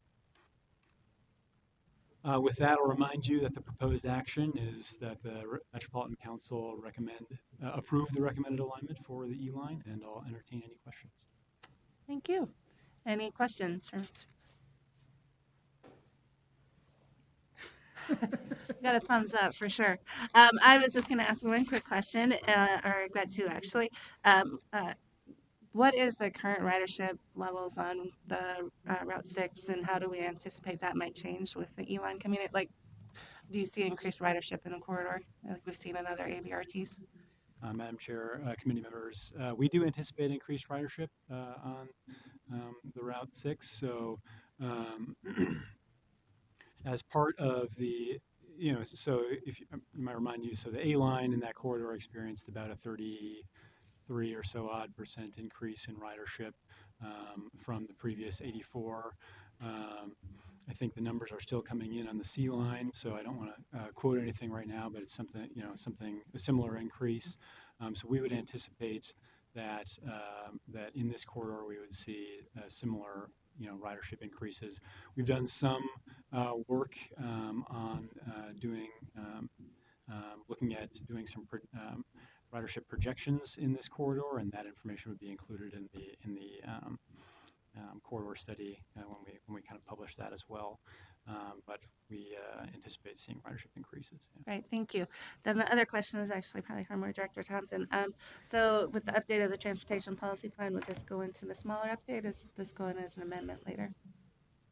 Madam Chair, I think based on this timing, we would have timing to include this. We'll be updating the transit map increase scenario for highway BRT also. So I think this alignment.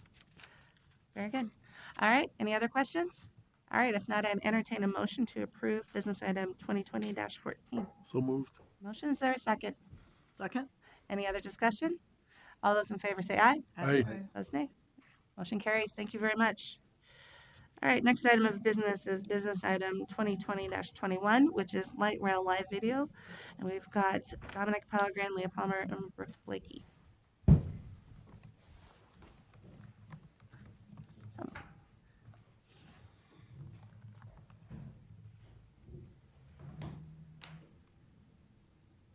Welcome. Thank you.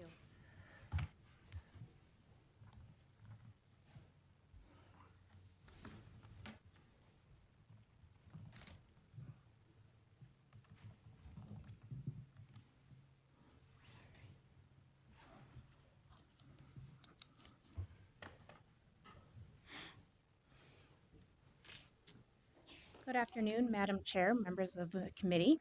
Thank you for having us here today. Just a short introduction. My name is Leah Palmer. I'm a project manager with the Metro Transit Police Department, working on several projects. I've been in front of you regarding body-worn cameras, and our work with introducing new technology continues. So I'm here with my colleagues to continue working on these new technologies coming. And my name is Dominic Pellegrin. I'm the Rail Operations Manager at Metro Transit. Good evening. My name is Sergeant Brooke Blakey. I'm with the Metro Transit Police Department, Office of the Chief. All right, so just a brief overview, and I'm sure many of you are familiar with these numbers. We have currently 25 miles of track for the light rail runs. You can see there the 5 shared stations through downtown Minneapolis that both the green line and the blue line currently run on. And then there's additional stops that go all the way through St. Paul, and the additional stops that go down through all the way to the Mall of America. Average daily ridership is about 210,000 riders between our buses and our light rail. So you can see of those 210,000, 77,000 of them, are on our trains. So that's a significant portion.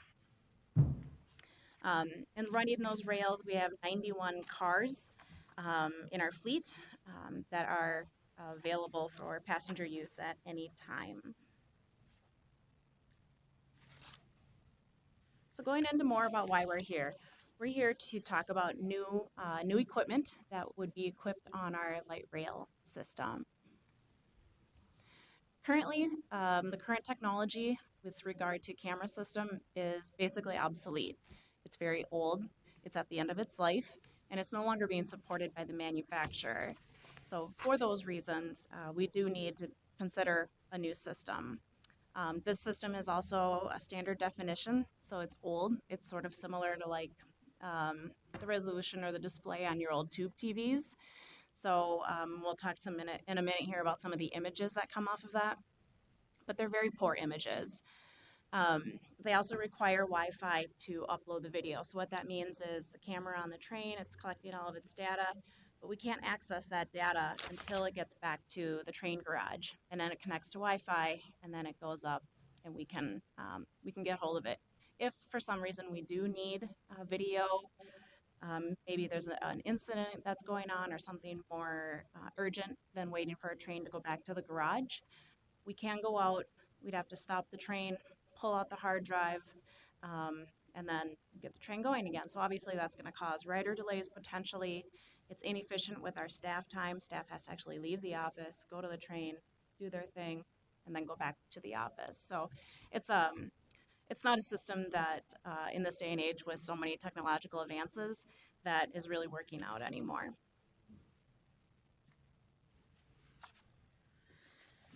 So going on to just throw a little examples at you of the obsolete technology. This is a real image that one of our investigators recently sent out looking to identify this person. Now I've blacked out their face, so there's that. But you can see the grainy quality of the photo. It's extremely hard when this is the low quality of the photo that we can pull for anyone to say, oh yeah, I recognize that person, because it's very grainy and difficult to see. And just to give you a quick idea of what the current system displays like,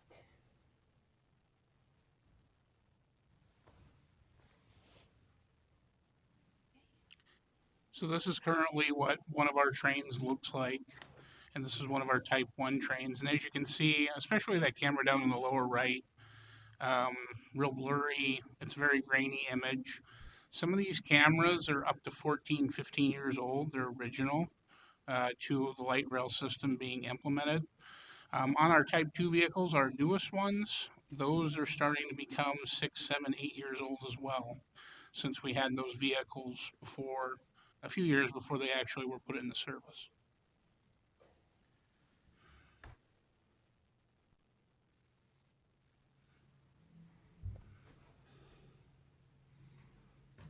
so moving forward and looking at where are we going, what's modern, what should we be doing? A system that we're looking at is 4K 360 view cameras. What that means is it kind of looks like a half a globe, looks down, and it gives you a full circle of what's going on. And we'll look at an image of that in a moment.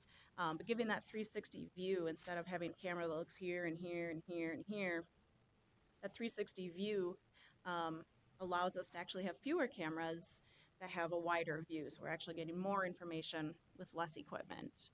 The resolution on them is extremely high. You'll see again just how much more clean and crisp the images are and the video is. And a key factor here is that they can use cellular connection or the Wi-Fi connection to upload the data.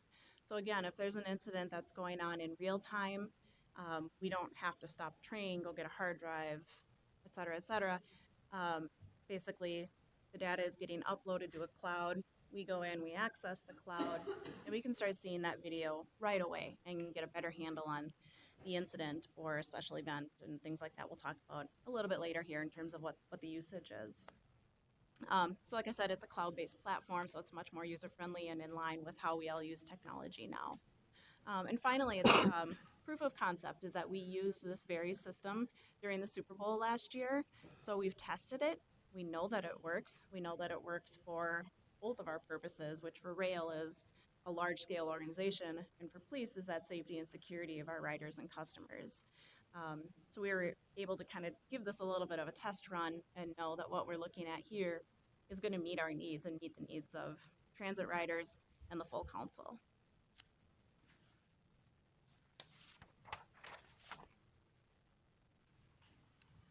So the future technology. So this is a video still from the new camera system, and we can go ahead and bring up the globe. We'll show you what the globe looks like, and what can actually happen is those 4 stills there are the part of one camera. So you're actually just seeing one camera. It's seeing all the way around 360 degrees, but you can actually break it down so you can see different directions. So what we're using 4 or 5 cameras now, we're just using one. So it's a lot less moving parts.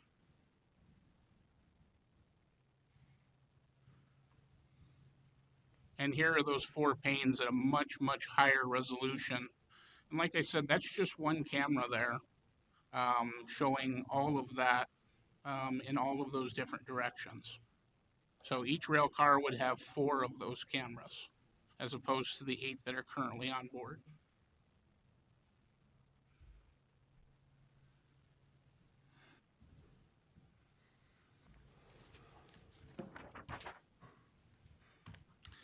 So with rail operations, we're really looking for customer safety and satisfaction. Um, we can assess rider response to train delays. Sometimes we're delayed between stations and people are wondering why. PA messages may not be going out frequently enough. Someone might pull an emergency door and try and jump out in the ballast rock, which is a definite safety issue for us. So we want to make sure that our PA messages are going out properly. We can monitor this with this system and watch that in real time, make sure people know what's going on exactly while we're delayed. Check by checking if they're done frequently enough. And do the customers seem to understand why we're stopped? So it may be a mechanical issue, maybe someone on the tracks or something like that. With special events, this is probably the biggest thing for us. I'll give you some numbers here. During a Vikings game, we move 15,000 riders in 45 minutes. One train is loaded every 4 minutes from the platform, and one 3-car train can carry 600 passengers. As these trains are moving in, we don't really know how many people are in those trains yet because they're going in service from Target Field. And a lot of times our Vikings fans go down a few platforms, hop in to circumvent the line, or we may just have normal passengers. So we'll know how many people to queue on the platform before the train even arrives. And there's nothing worse than being metered onto the platform and then not having enough room. This will help us out big time with being able to meter the exact amount of people on the platform that we need to. And then routine cleaning. We have 60 plus cars at any one time out on the line. Do we need to just tidy one up? Which ones are having issues?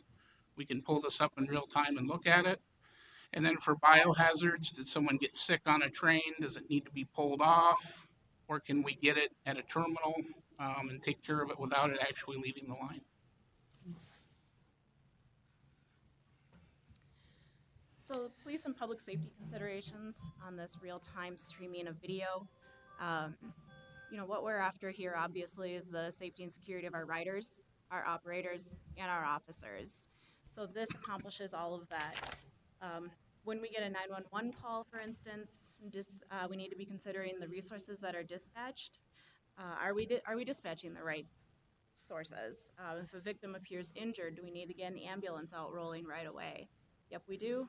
We can go ahead and add that on at a much quicker pace than an officer arriving, seeing that someone's hurt, that couple-minute delay to get an ambulance there, and it delays, and that can be huge for a victim. Do we need backup officers at a site? Is the situation much bigger or larger, or is it escalating quickly? We need to know that so we can call our partner agencies. We have backup officers that are arriving to assist our officers. And again, that increases officer safety and helps to resolve the incident, hopefully much quicker than it otherwise would. The speed of the response needed. So do officers need to respond with lights and sirens, or maybe it's not that intense of a situation? They can arrive at a normal pace, and that's a safety and security issue too, as we all know that when an officer is driving lights and sirens, that can jam up traffic and cause potential situations. We can also clearly identify vulnerable adults, homeless, victims, or other suspects prior to arrival. So maybe a vulnerable adult is in crisis, they need assistance.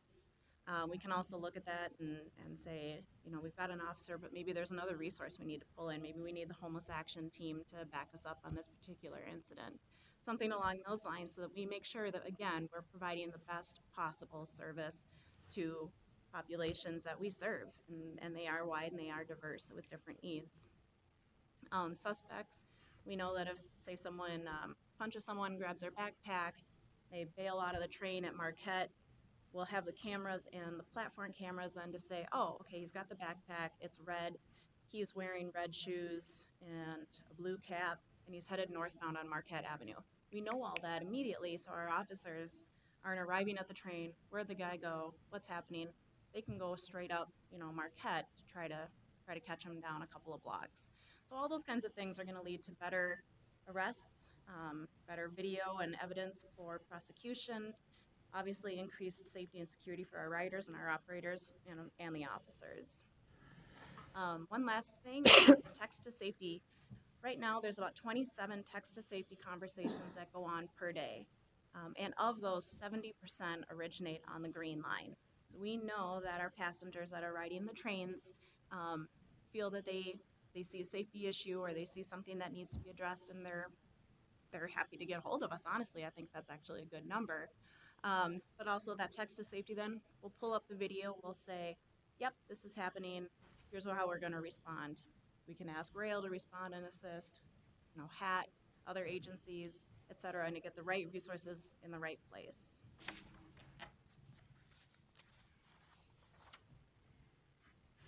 So our business item. So we are asking that the Metropolitan Council authorizes the regional administrator to negotiate and execute a sole source contract with Hitachi Ventura Corporation for the purchase and installation of a new camera surveillance system for 91 light rail vehicles for an amount not to exceed $1.3 million. Thank you very much. Any questions? Councilmember Sterner? Thank you, Chair. I just was wondering, was this process bidded out at all, or is it just a vendor that really is real unique in the Madam Chair, committee member, we actually went sole source on this, and there's actually a few reasons, and I can let you know what they are here. Hitachi is a solution that's already in place, so we have to share a lot of our cameras that are already on the platform with Minneapolis and St. Paul police departments, and they already use the Hitachi software. So this is just something that we could add to that. It's already in place for them to be able to view that. As I said, it's required for sharing with other agencies. It's an all-in-one solution. Other vendors that we went out to and talked to, they weren't as comprehensive. They didn't have as good of a system built up for us. We had talked to one other company, and it just was not what we were looking for. Local support and resources. A lot of these companies have their customer service and their technicians in Chicago for our area. Hitachi is local to Minnesota. So their office is actually in Bloomington, and they can be on scene and repairing our system within 4 hours. So that's huge for us, just because there's so many of these cameras that will be on board. The likelihood of one having an issue or whatever, they're very close. And then it's non-proprietary based on open standards, so there's easy integration with other systems for the future. Okay, thank you very much. Thank you. Councilmember Cummings. Thank you, Madam Chair. I have a couple of questions. I mean, clearly this is terrific for enhancing police public safety and the experience of the rider and so forth. Is the video monitored at all times, or it can be pulled up, or what? How does that work? Actually, Brooke, you want to take this? Yes, Madam Chair and committee members, it is monitored, and the ability to go into real time and look at all of those cameras are available, and officers can access those from their squad cars as well. So it does provide some real time monitoring and able to react to the situations when it presents itself. General Manager Koistra, you have a comment? I'm sure Councilmember Cummings, I just also mentioned, and Brooke can expound on this, that we're also setting up some infrastructure inside our facilities so that we can have monitoring rooms that would allow us to utilize the technology. I will say that we're not going to have the staffing that we like in the beginning. We're working on ways to do that, but and the more staff we have, the more proactive the technology becomes for us. So, you know, it does allow real-time monitoring. That's just one of the advantages of it. The more we have people monitoring, obviously, the further we have to get ahead of it. I will also say that, you know, one of the challenges we have, which was the point was made earlier, is we have 91 rail cars, 60 in service all at once. We have 850 buses. I don't know how many are in services at a given time. We have 25 miles of track. We have a lot of real estate to cover in our monitoring. So anything that we can use that increases our presence in ways that is not simply adding people, or we can multiply people that we do add by use of technology. That is to a benefit to both our operations and to the safety of our system. Councilmember Cummings? Thank you, Madam Chair. How long is the video kept? And would this be subject to data requests by the public as well as we? I'll let you answer that one. Madam Chair, Councilmember Cummings. To answer your question first about how long the video is retained, it's going to vary a little bit. We've settled on we want at least 7 days to 10 days, but what that varies on is kind of the resolution, and there's different resolutions that we can choose, how many frames per second are being viewed, the amount of motion that's going on in that video. So there's these real technical parts that feed into the size of the file and how long that can be retained. So we're working with Hitachi to say, this is what we want. Let's see how this works. Oh, nope, that's not going to be it. So we're going to figure that out, but with the idea that 7 to 10 days is where we want to live. And the second part of your question about data practices, absolutely. Yep, this is the same as any other video, you know, that may capture police evidence, that may have people's faces on it that need to get redacted, anything like that. For sure, this is just one more piece of protecting the public, you know, and still making things accessible, right? Protecting identities, excuse me, while making data accessible to the public when appropriate. Thank you. Councilmember Chambliss. Thank you, Madam Chair. Yes, my question is regarding marketing and communication. Of course, this is going to increase the confidence and the feeling of safety as people ride the rails and our buses. How are we planning to communicate that? Currently, I know that there are signs that say, you know, that there's fines if you know, cause disruption on this bus. Are we going to have signs like that so that people are aware that, you know, you are not alone if you have an issue, along with knowing that they can text, knowing that, you know, somebody is able to be more responsive? General Manager Koistra. Yeah, Madam Chair and Councilmember Chambliss, I think that's a really good question. Actually, that's what we're talking about right now, how we can improve signage on the video, on our rolling stock to better inform customers of what resources they have available to them, to better inform people ways that we're protecting them.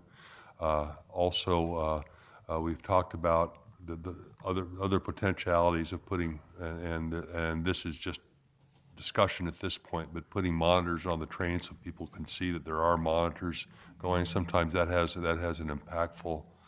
That's impactful to people when they actually see that monitors are there. That those are the issues we have to talk about is maintaining those monitors and whether whether they're easily subject to vandalism, those kinds of issues. But you're hitting on just the thing that we're talking about at this point as we're looking at adding this technology. Thank you. All right, any additional questions? Councilmember Zarin. Yeah, Madam Chair, I'm wondering where is the funding coming from? What mechanism, what part of the budget is going to pay for this? General Manager Koistra. Madam Chair, Ed Petrie, our director, is here, but I will say initially and look at Ed that I know that this is part of our capital budget that was not. Okay, so I'm going to go to Ed. It's part of our operating When I said I know something and I didn't, then that's time to stop. Good afternoon, Chair, Committee members, Ed Petrie, Metro Transit Finance. This is included in our operating budget because the items are less than $5,000 each. So as a result of being part of the operating budget, it will be shared 50% by the council and 50% by the counties. All right, thank you. Yep. All right, any other questions? All right, if not, I entertain a motion to approve business item 2020-21. So moved. A motion and a second. Any other discussion? All those in favor say aye. Aye. Opposed? Nay. Motion carries. Thank you. Thank you. All right, next we are moving on to business item 2020-22, Minneapolis Bus Garage Construction. And there's two items that somewhat that go together. So, oh no, I'm in the wrong one. I skipped ahead. 2020-26, joint same week, 2020 capital amendment. Good I afternoon, sorry. Chair, committee members. You need me first because we need I to do, put I the, need you we first. need the money in place before Yep. we can take any additional action. Once again, Chair, committee members, Ed Petrie, Metro Transit Finance. I am here to present the first capital budget amendment for the year. It's a very short amendment. We have two different items. First one is for the Gold Line. We're recognizing just under $75 million in Ramsey and Washington County funding. This item was previously, the agreements were approved by business item 2019-288 back in 2019. So the agreements are approved, they've been executed. We're now bringing the funds now into the capital budget, just under $75 million. And the other item is for the Haywood Minneapolis Bus Garage. Robert will be talking about in a couple moments. We're bringing in $3 million, or recommend to bring in $3 million of RTC funds for the construction of the new garage. In your council adopted or council approved CIP for 2020, you had approved $9 million to come in during the calendar year 2020. We're bringing the first $3 million of that installment in so they can then execute their contract this evening. So, Madam Chair, committee members, the proposed action is that the Metropolitan Council authorize the 2020 unified budget as indicated and in accordance with the attached tables. And with that, Madam Chair, I'd stand for any questions. Anyone have any questions for the presenter? We have to wait for a moment because we're missing a council member. We don't have a quorum.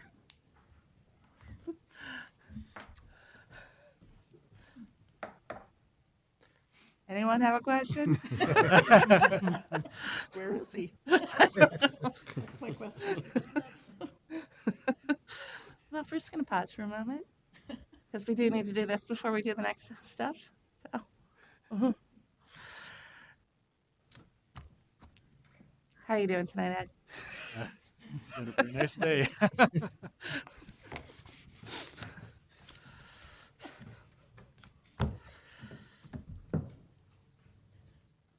I don't know what to do. His phone's here. So.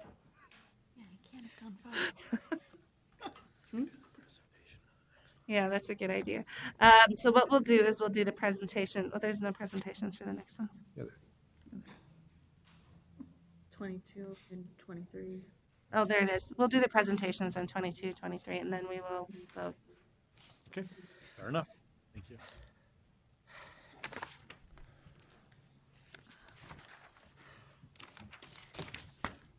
Madam Chair, committee members, Robert Rimstead with the Engineering and Facility Department at Metro Transit. I'm here to present the following two business items for the Minneapolis Bus Garage.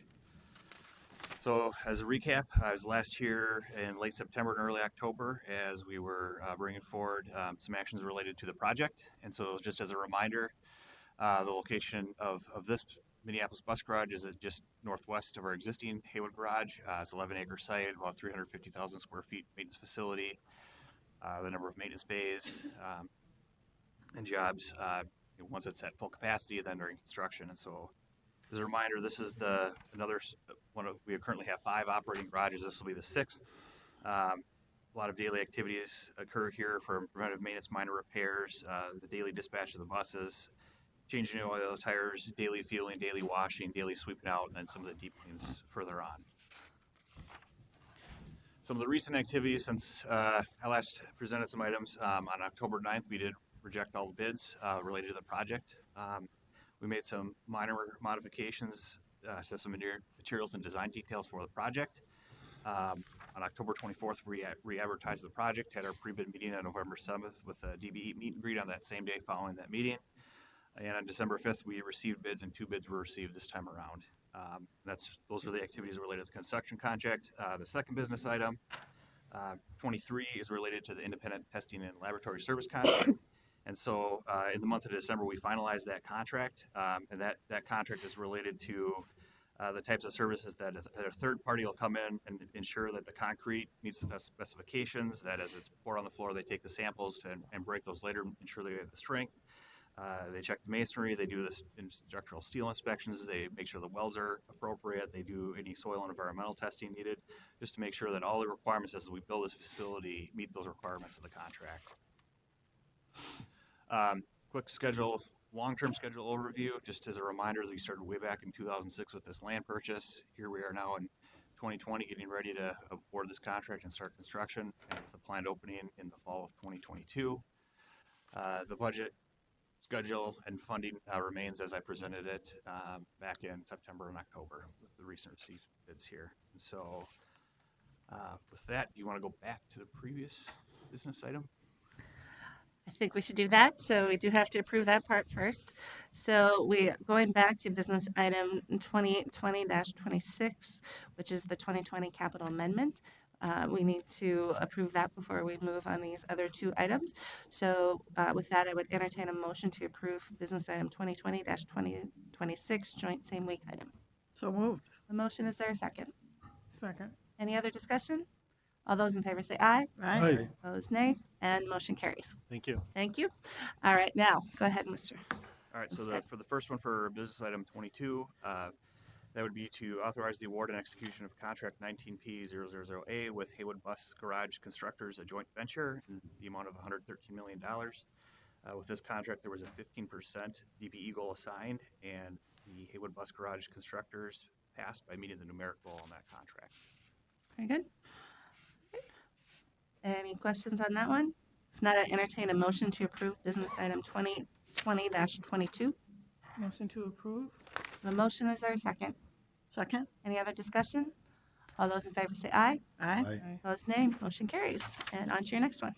The next item is for the Metropolitan Council to authorize the award and execution of contract 18P430 with Braun Intertech in the amount of $918,000 for the independent testing for the construction of the bus garage. There was a 10% DBE goal assigned, and Braun Intertech passed by meeting that numeric goal. Thank you. Any questions? Councilmember Chambliss.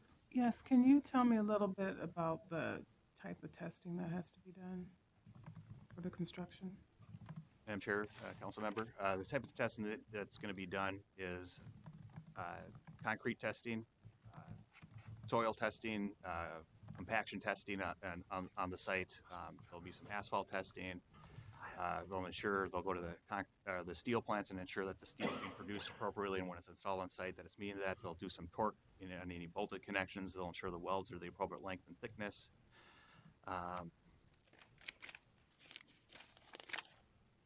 Trying to think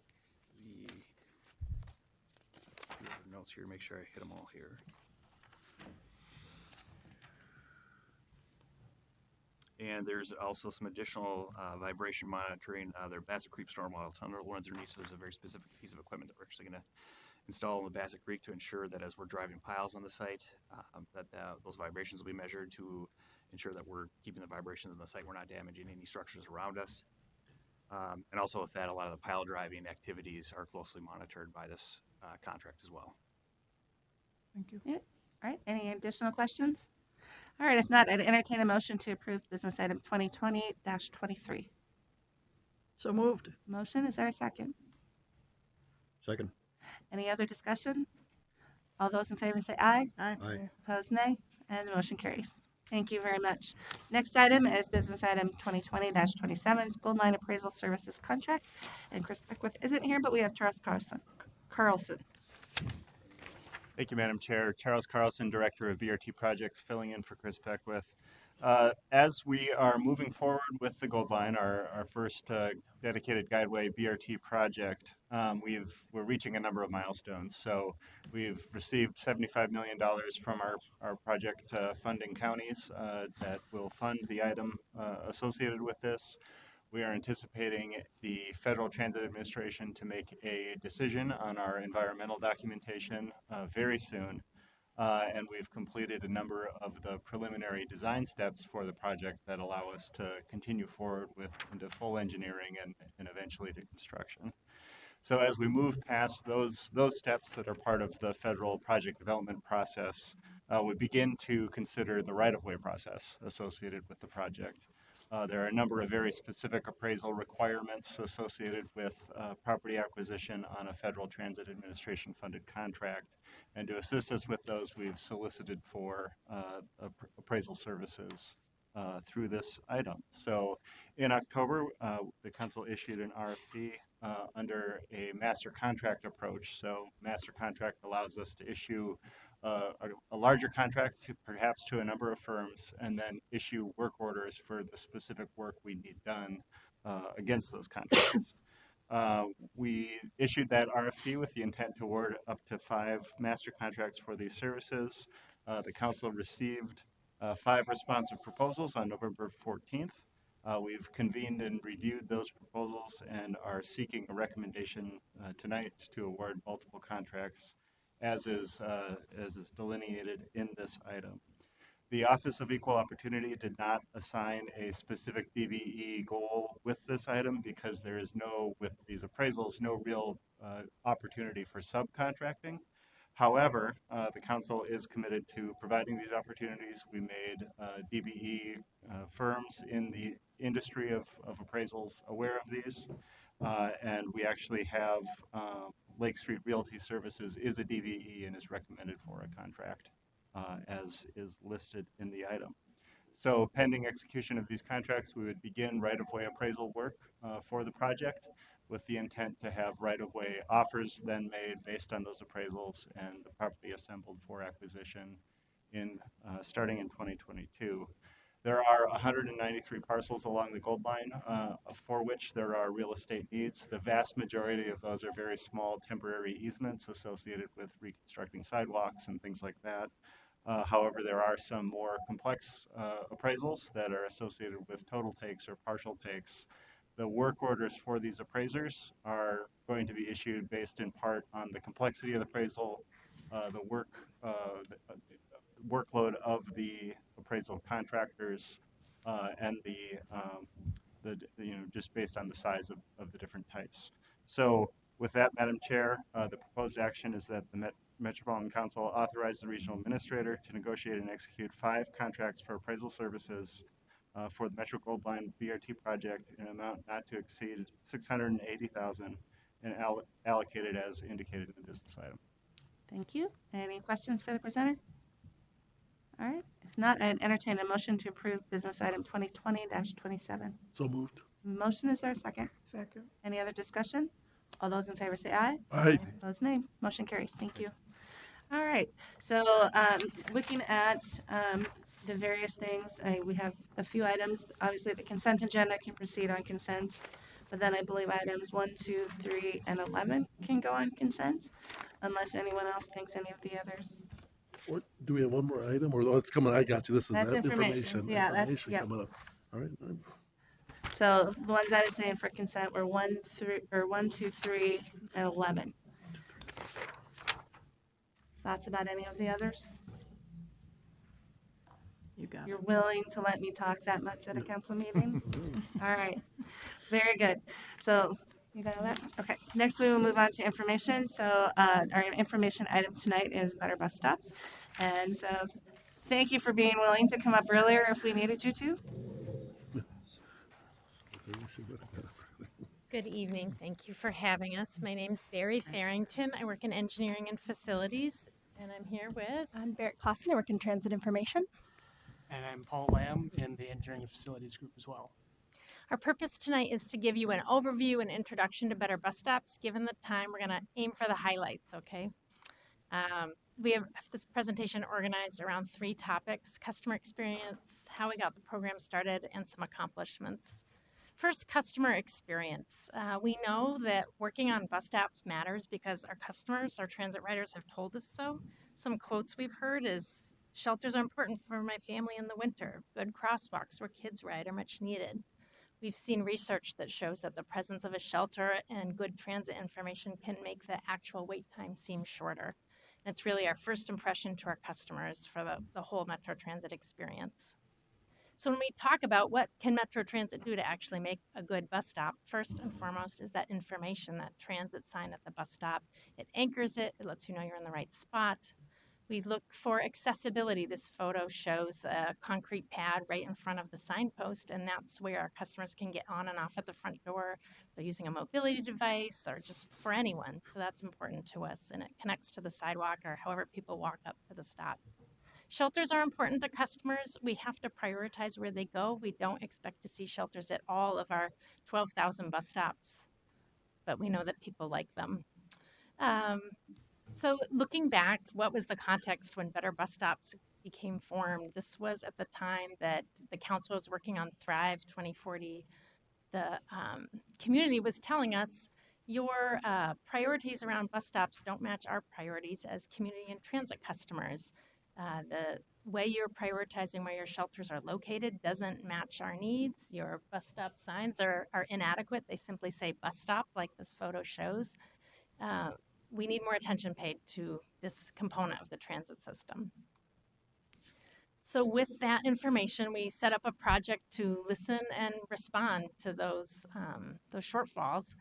We got a federal grant to help fund adding up to 150 new shelters, improving existing shelters with light and in some cases heat, improving transit information, and working on a robust community engagement process. And we focused these resources in a geographic area, the neighborhoods that contained the areas of concentrated poverty where the majority of residents are people of color at the time that the program began in 2014. So targeting those resources and investments in that manner. We began with a year of community engagement. We contracted with 11 community organizations to learn more about what our priorities should be. We use that information to update our guidelines for how we pick which bus stops should have shelters. We have limited resources for this. So before Better Bus Stops, we were using criteria that included that suburban communities needed 25 or more boardings per day to consider adding a shelter. Minneapolis and St. Paul was 40 boardings per day. And this was something we heard loud and clear was that is not a fair way to prioritize your resources. That was more of a strategy of spreading shelters around the system. And now our new guidelines, well updated in 2018, is that we look for 30 boardings per day across the system, and we further use both ridership and the things we heard through our community engagement process. So shelters are important in areas where fewer households have cars. Shelters are important where there's a hospital or my healthcare clinic.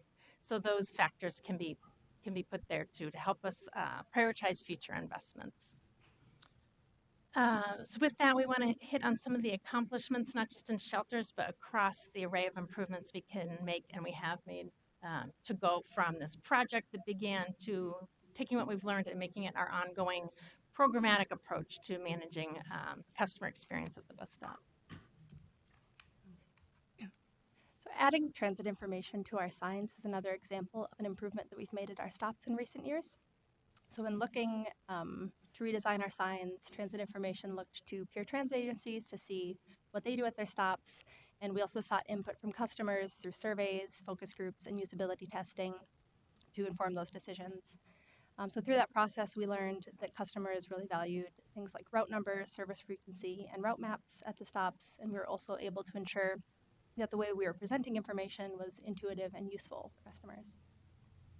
So between 2015 and 2018, we updated the signs at all 12,000 bus stops with these new signs.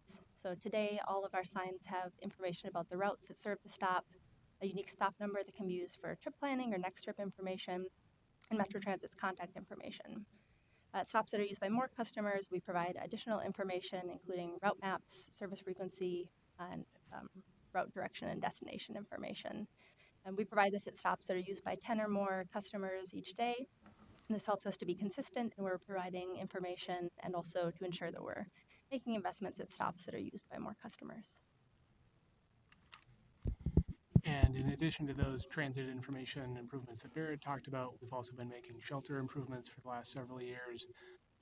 This year, or over the course of the program, we've been able to add 135 shelters to bus stops that didn't have those in the neighborhoods that Barry had mentioned earlier, or were on the slides earlier.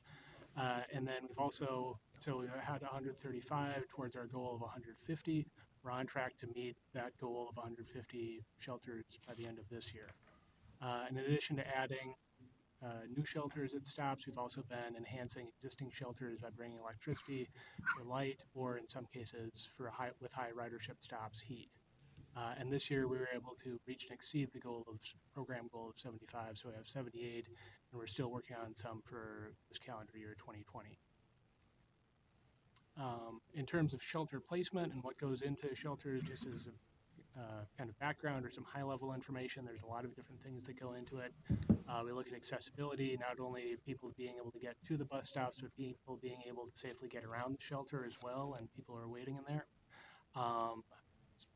Visibility for people in the shelter to see a coming bus, and for bus operators to be able to see that there's someone in the shelter.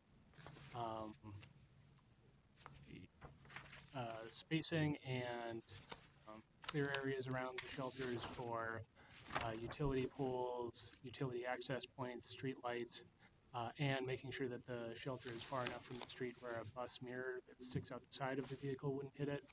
And then working with roadway authorities to find out what they're planning over the next several years, so we don't install something on a street that's going to be developed or that's going to be torn up in a year or two.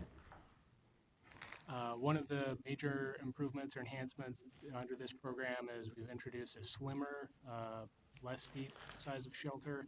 Our standard shelters are about either 6 feet deep or 4 feet deep.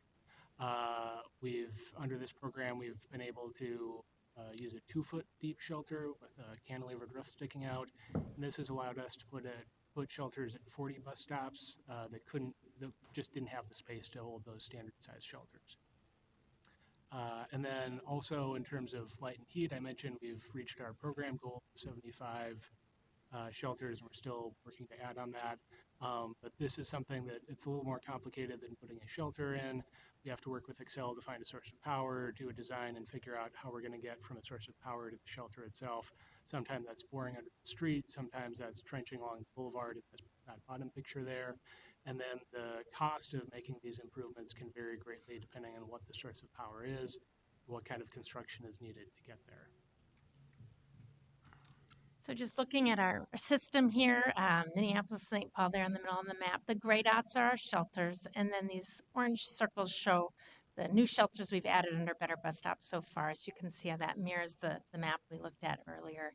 And this is the system we maintain. And when we look at how this benefits our customers, we see that over 60% of boardings happen where a shelter is available, and over 3/4 of boardings happen where that greater level of transit information is available. This is pretty efficient given that 10% of bus stops have shelters. And when we think about our future work, we're strategizing on a 5-year bus stop capital plan. What are the investments we want to make the next 5 years, and given potential service improvements with the network next. And then transit information pilots, we continue to explore partnerships with community organizations. This is a poem that can be found on some posters within shelters where there was extra white space, written by youth through an after-school program. Just another way to network with our customers and our community. So thank you for your time at this late agenda time, and we'll take any questions. Thank you. Councilmember Chambliss. Well, thank you. Very good presentation. Some of the questions that I would have asked are around the heat in the shelters, and I understand that you have to have the utilities, and so that was a good explanation. I'm also curious about the use of solar. Do we have bus shelters with solar, and is that just for lighting or heat or both? And then is it possible to get a location of where the shelters where the heat was added are? Chair and council member, good questions. Regarding solar power, that is something that we have. I guess first off, we can use solar power for lighting. We have been looking at it for a number of years. It doesn't provide enough power to power heaters. We have had some deployments previously of putting solar lights. There's some on Franklin Avenue and some other parts of both South and North Minneapolis. We're in the process of putting together an invitation for bids or an advertisement for more roof-mounted solar panel units, so it wouldn't have a standalone pole. So that is something that we are looking at doing this year and expanding over the next several years. And then again, that would only be for solar-powered light at a shelter. And regarding your question about getting a list or a map of where we've enhanced shelters by adding heat to it, yes, we can definitely provide that. Madam Chair, thank you so much. Councilmember Sterner. Well, thank you, Chair. Just had one question regarding the shelters that are existing. It's all the ones you're showing are clear. But are there any shelters existing in use that are not with clear, walls or glass on them? Sure. Chair and council member, yes, our standard bus pattern is to have a kind of, square hexagonal frit pattern. That's been shown to still be visible but deter graffiti. Before we introduced that several years ago, we had a lot of maintenance activity and a lot of replacement of clear glass that had been damaged and vandalized. We've been trying to standardize towards that frit pattern, just kind of create uniformity and reduce some of the maintenance. We have been, based on customer community comments and concerns about safety, at some locations we have been using clear glass just to make it even more visible for people inside the shelter to see out and for people outside to see in. Okay, but like you'd say, like ones that you can't see in or out, we still, how many would you say we have that are maybe like concrete walls or that type of thing, or wood that are without the clearness that we're. I would estimate that for a little over, we have 11 or a little over 1,000 shelters total in our system. I would say maybe 5% to 10% have clear glass. Okay. And then the rest would have frit. And Chair and committee member, if I could add, if your question is, do we have shelters that it's not glass at all? It's a different Exactly, material? yeah, because it kind of goes both ways, right? You have the safety for the rider, but you also have like sometimes or the neighborhood, it could be used for other purposes rather than transit. Once I Right. had some concern from some people where, they didn't feel safe, and it was like, some of it was biohazards were left and things like that. So Understood.